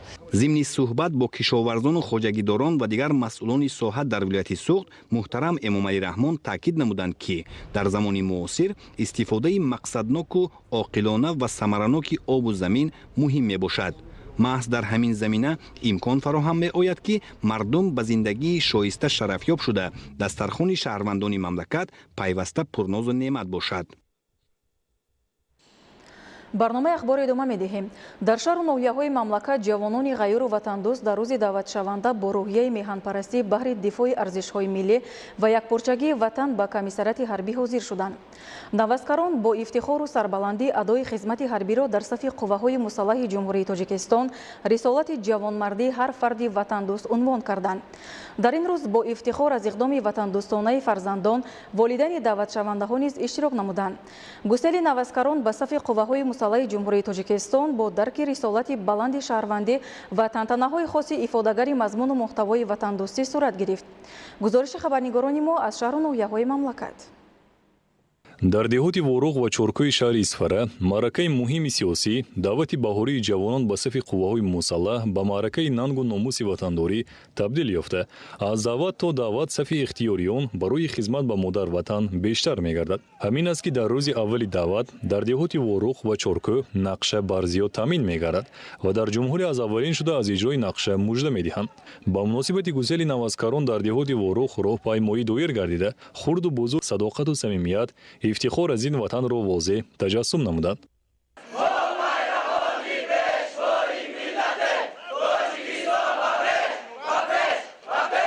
бо пуштибонӣ аз сиёсати созандау дурнигаронаи пешвои миллат муҳтарам Эмомалӣ Раҳмон, родмардони деҳоти воруғ бо амри дилу виҷдон ба хизмати модар ватан, яъне ҳифзи марзу бум раҳсипор мешаванд. дар чорабинии бошгоҳ ки ба ифтихори гусели диловарон доир шуд, пиру барно, навазкарон ва волидони онҳо бо ифтихор аз ин ватани ободу озод ва пойдории сулҳу субот таъкид намуданд ки хизмат дар сафи артиши миллӣ қарзи ҷавонмардӣ буда, ҷавонон ҳангоми хизмат ҳаматарафа обутоб меёбанд ва аз мактаби мардонагӣ мегузаранд. ҳар нафаре ки ватанашро, миллаташро ва давлаташро дӯст медорад, барои ҳимояи марзу бум, дастовардҳои замони соҳибистиқлолӣ ва манфиатҳои миллӣ бояд ҳамеша омода бошад. дар деҳоти воруғ дар ҳар даъвати ҷавонон ба сафи артиши миллӣ фарзандони шахсони мансабдор ба хидмати модар ватан раҳсипор мешаванд. дар деҳоти чоркӯ ба муносибати гусели диловарони чоркӯҳӣ бо иштироки садҳо нафар роҳпаймоии идона доир гардида, маъракаи гусели навазкарон ба як ид табдил ёфт. сокинону волидони навазкарон сарфароз аз он буданд ки ҷавонони далери чоркӯҳӣ анъанаи бародаронашонро идома бахшида ихтиёран ба хизмати модар ватан мераванд. онҳо дар минтақаи марзӣ умр ба сар мебаранд ва хуб медонанд ки муҳофизати марзу буми ватан ин ҳимояи оила ва дар умум давлату миллат аст. маълум аст ки имсол ҳам чун солҳои қаблӣ дар рӯзи нахустини оғози маъракаи даъвати баҳории ҷавонон ба сафи артиши миллӣ дар деҳоти чоркӯ нақшаи даъват барзиёд таъмин гардид. натиҷаи корҳои тарғиботиву ташвиқотӣ, баргузории чорабиниҳои муҳим дар самти баландбардоштани ҳисси ватандӯстии ҷавонон ва муҳимтар аз ҳама дарки мафҳуми ватану ватандорӣ аст ки имрӯз ҷавонон ихтиёран ба сафи артиши миллӣ пайваста содиқона хизмат мекунанд. дар деҳоти воруғ ва чоркӯ бо риояи суннатҳои нек, қадршиносии волидони навазкарон ва дигар шахсони масъул, навазкаронро бо рӯҳияи шоду болида ифтихор аз ин сарзамини озоду обод ба хизмат гусел намуданд. хизмат дар сафи қувваҳои мусаллаҳи кишвар дар баробари қарзи фарзандӣ ва имонию виҷдонӣ ҳамзамон барои ҳар як ҷавонмарди бо нангу номус мактаби бузурги ҳаёт маҳсуб меёбад. зеро маҳз дар давраи хизмати аскарӣ онҳо моҳияти мафҳуми ватан, давлат, миллат, ватандорӣ, арзишҳои миллӣ ва хештаншиносиро дарк намуда, сабақи далериву шуҷоат ва садоқатро меомӯзанд. артиши миллии ҷумҳурии Тоҷикистон ки баъди соҳибистиқлол гардидани ватанамон таъсис ва бе ягон заминаи моддию техникӣ такомул ёфт, аз имтиҳони сангини таърих гузаштааст. имрӯз он қодир аст ки амнияти давлат, тамомияти арзӣ, дахлнопазирии марзу бум, истиқлоли ватани миллиямонро таъмин созад. маҳз бо дарки ҳамин масъулияти ватандорӣ, ҷавонони вилояти мухтори Кӯҳистони Бадахшон ихтиёран ба сафи ҳомиёни ватан ҳозир шуда, дар таъмини ҳимояи марзу буми диёри аҷдодӣ ва муқаддасоти миллӣ саҳми бориз мегузоранд. маротибаи даҳум аст ки вилояти мухтори Кӯҳистони Бадахшон нахустин шуда нақшаи даъват ба сафи қувваҳои мусаллаҳи кишварро дар рӯзи якуми даъват пурра иҷро мекунад. чунин натиҷа бозгӯи ватандӯстиву ватанпараст, далеру шуҷоъ ва бо нангу ор будани ҷавонони ин минтақаи баландкӯҳи кишвар мебошад. ҷавонони вилояти мухтори Кӯҳистони Бадахшон дар сафҳои артиши миллӣ сарбаландона хизмати модар ватанро адо намуда, бо матонату шуҷоати худ собит менамоянд ки онҳо дар таъмини амният ва ҳифзи марзу буми кишвари азизамон ҳамеша омода ҳастанд.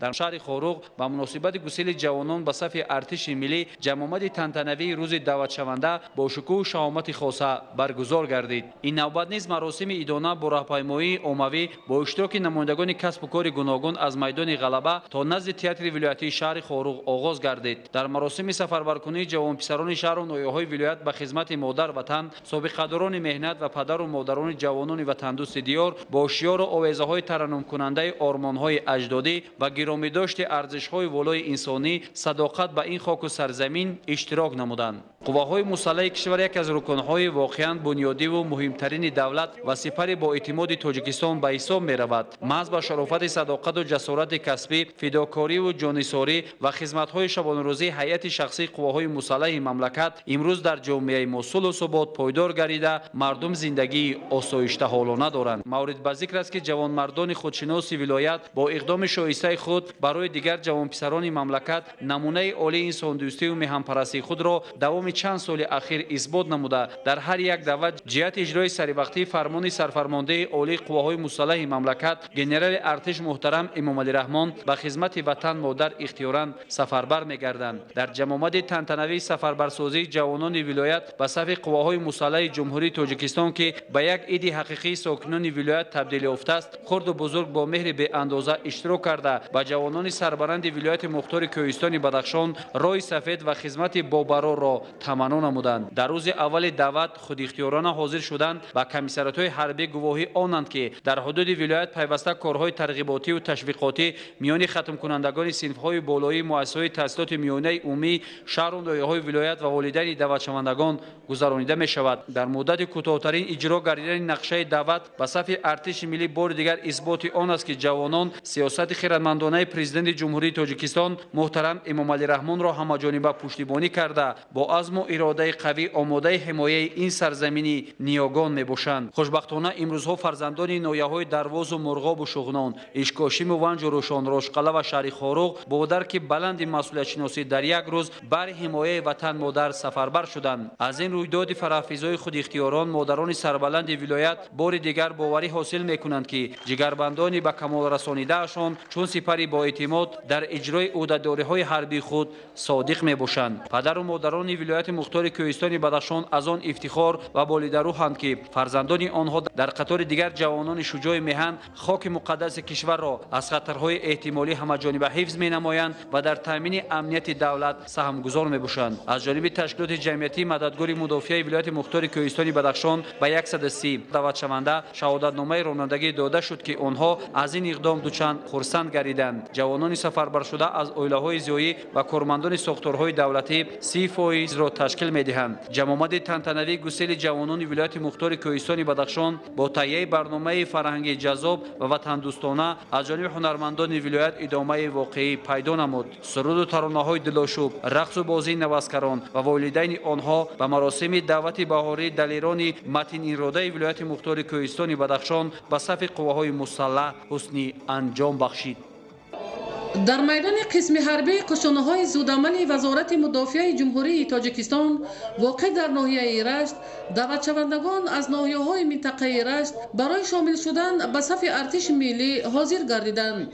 رفت چاره‌بینی با شکوه از حس وطن دوستی جوانان ناحیه‌های لغش، سنگوار، رشت، تاجیک‌آباد و نورآباد شهادت می‌داد و این مسئولیت شناسی باعث اجرای نقشه دعوت بهاری گردید.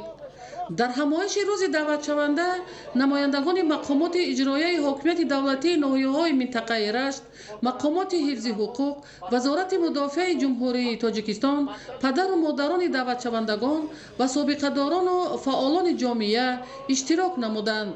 خدمت در صف قواهای مسلح برای هر یک مرد با ننگ و ناموس و تندرست و خودآگاه مکتب حیات و جوانمردی است، زیرا در این مکتب جوانان درس شجاعت و مردانگی گرفته حفظ مرز و بوم وطن عزیزمان را می‌آموزند. در روز یکم دعوت بهاری به صف ارتش ملی جوانان ناحیه‌های منطقه با درک مسئولیت و حس بلند وطن دوستی به کمیسریات‌های حربی حاضر شدند. آمادگی خود را برای خدمت در قسم‌های نظامی مملکت به خاطر حمایت مرز و بوم وطن اجدادیمان بیان داشتند. در این روز با شکوه به نوازکارانی که کورس رانندگی را ختم نموده برای به صف ارتش ملی شامل شدن شهادتنامه‌های رانندگی سپاریده شد. در میدان قسم نظامی نوازکاران مشق‌های نظامی آماده نموده سربازان را تماشا نموده والدین فرزندان خود را به دوست داشتن وطن و خدمت صادقانه هدایت نمودند. حمایت مرز و بوم وطن، حفظ ارزش‌های ملی، پاس داشتن دستاوردهای زمان صاحب استقلال کشوری عزیزمان رسالت هر یک شهروند مملکت می باشد. محض با درک این مسئولیت 5 ناحیه منطقه رشت در فضای تنتنوی نقشه دعوتی را اجرا نمودند. در انجام جمع‌آمد تنتنوی دسته هنرمندان بخش فرهنگ ناحیه‌های منطقه رشت برنامه عبارت از صداقت به وطن و افتخار ملی را منظور حاضرین کردند. ҳамасола дар мавсими баҳор ва тирамо бо фармони президенти ҷумҳурии Тоҷикистон муҳтарам Эмомалӣ Раҳмон маъракаи муҳими сиёсӣ давати ҷавонон ба сафи қувваҳои мусаллаҳи ҷумҳурии Тоҷикистон баргузор мегардад. Бояд гуфт ки баробари дигар шаҳру ноҳияҳои мамлакат дар ноҳияи Данғара рӯзи даъватшавандаи наваскарон ба сафи қувваҳои мусаллаҳи ҷумҳурии Тоҷикистон дар сатҳи баланд доир гардид. Дар ин рӯз ҷавонони сарбаланду саодатманд ва ватандӯсти ноҳияи Данғара бо шукргузорӣ аз таъмини сулҳ ва ваҳдати миллӣ сари вақт ба комиссарияти ҳарбии ноҳия ҳозир шуда нақшаи даъвати ҳарбиро иҷро намуданд. ҷавонони бо нангу номуси даврони соҳибистиқлол хуб дарк намуданд ки хизмат ба ватан қарзи муқаддаси фарзандӣ ва рисолати мардонагист. аз ин рӯ онҳо ҳамасола дар рӯзи аввали мавсими сафарбарӣ бо дасту дили нияти пок, шуҷоатмандона ва далерона ба сафи қувваҳои мусаллаҳи ҷумҳурии Тоҷикистон дохил шуда қарзи шаҳрвандии худро адо менамоянд. насли ҷавони имрӯз дар сафи қувваҳои мусаллаҳи мамлакат хизмат намуда дарси шуҷоату мардонагӣ меомӯзанд. дар идомаи маросими бо шукӯҳи гусели ҷавонписарон ба сафи артиши миллӣ роҳбарияти мақомоти иҷроияи ҳокимияти давлатии ноҳияи Данғара аз дастгириҳои ҳамешагии асосгузори сулҳу ваҳдати миллӣ пешвои миллат сарфармондаи олии қувваҳои мусаллаҳи ҷумҳурии Тоҷикистон муҳтарам Эмомалӣ Раҳмон ёдовар гардида зикр намуданд ки хизмати ҳарбӣ нишони равшанӣ, эҳсоси ватандӯстӣ, дарки зарурат ва аҳамияти ҳимояи манфиатҳои давлату миллат ва халқи Тоҷикистон мебошад. бо назардошти ин имрӯз шароити буду боши афсарону сарбозон ва таъминоти моддию техникии сохторҳои қувваҳои мусаллаҳи мамлакат беҳтару хубтар гардида дар ин самт ягон мушкилоту монеагӣ вуҷуд надорад.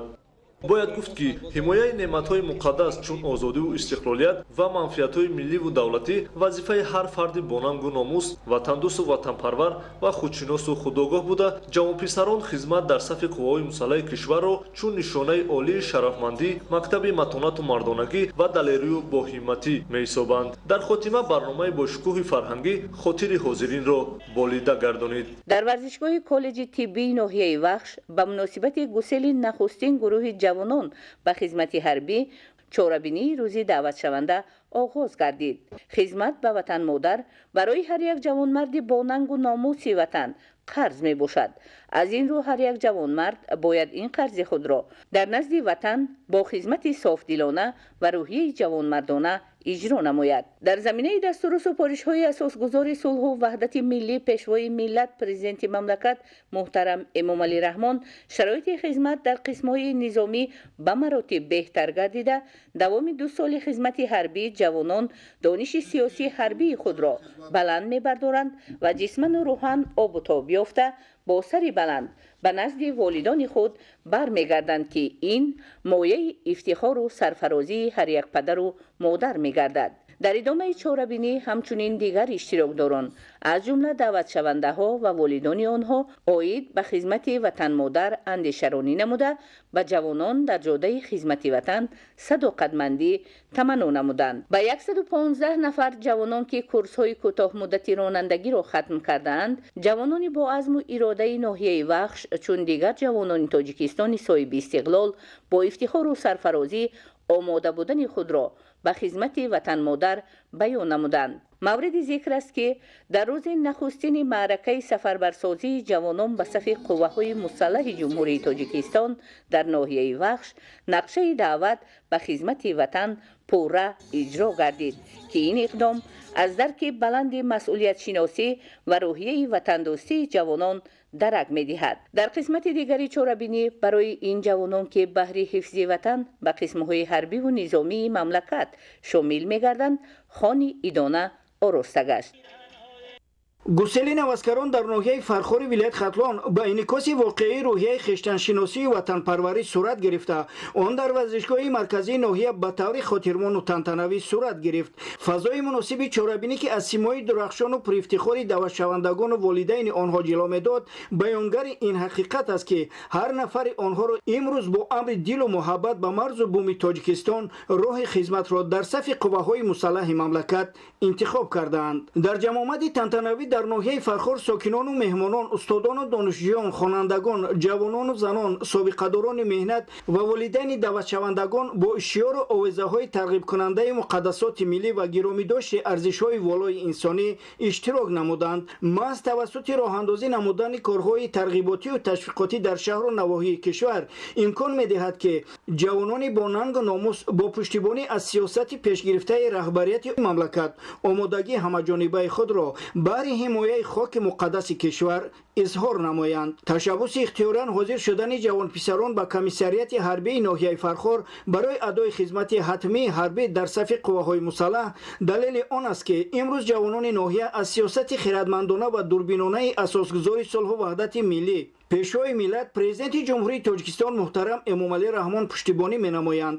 Ягон монеаи сунъӣ ва унсурҳои бегона наметавонад садди роҳи ҷавонписарони бонангу ори ноҳияи Фархор гардад, зеро ҷавонони диловар ва таҳамтани ноҳия бо азму иродаи қавӣ ва шикастнопазир ин ташаббусро пеш гирифтаанд. Дар замони соҳиби истиқлолии кишвар дар баробари дигар соҳаҳои хоҷагии халқ, инчунин шароити буду боши афсарону сарбозон ва таъминоти моддию техникии сохторҳои қувваҳои мусаллаҳи мамлакат беҳтару хубтар гардида, дар ин самт ягон мушкилоту монеагӣ вуҷуд надорад. Волидайни даъватшавандагон мутмаинанд ки барои ҳифзи хоки муқаддаси ватани азизамон фарзандони воқеан бо виқору ҷасур ва ватандӯстро тарбия карданд ки барои адои хизмати ҳатмии ҳарбӣ омода мебошанд. ҷавонписарон хизмат дар сафи қувваҳои мусаллаҳи кишварро чун нишонаи олии шарафмандӣ, мактаби матонату мардонагӣ ва далерию боҳиматӣ меҳисобанд. иҷро шудани нақшаи даъвати баҳорӣ дар рӯзи аввал аз он гувоҳӣ медиҳад ки ҷавонони бонанги ноҳияи Фархор эҳсоси муқаддаси ҳимояи хоки ватанро болотар аз ҳама арзишҳо гузошта, омодагии хешро баҳри ҳифзи сарзамини аҷдодӣ нишон доданд. Чун анъана ҳамасола ба ҷавононе ки курсҳои кӯтоҳмуддати ронандагиро дар ташкилоти ҷамъиятии мададгори мудофиаи ноҳия хатм намуданд, дар вазъияти тантанавӣ ба онҳо шаҳодатномаи ронандагӣ супорида шуд.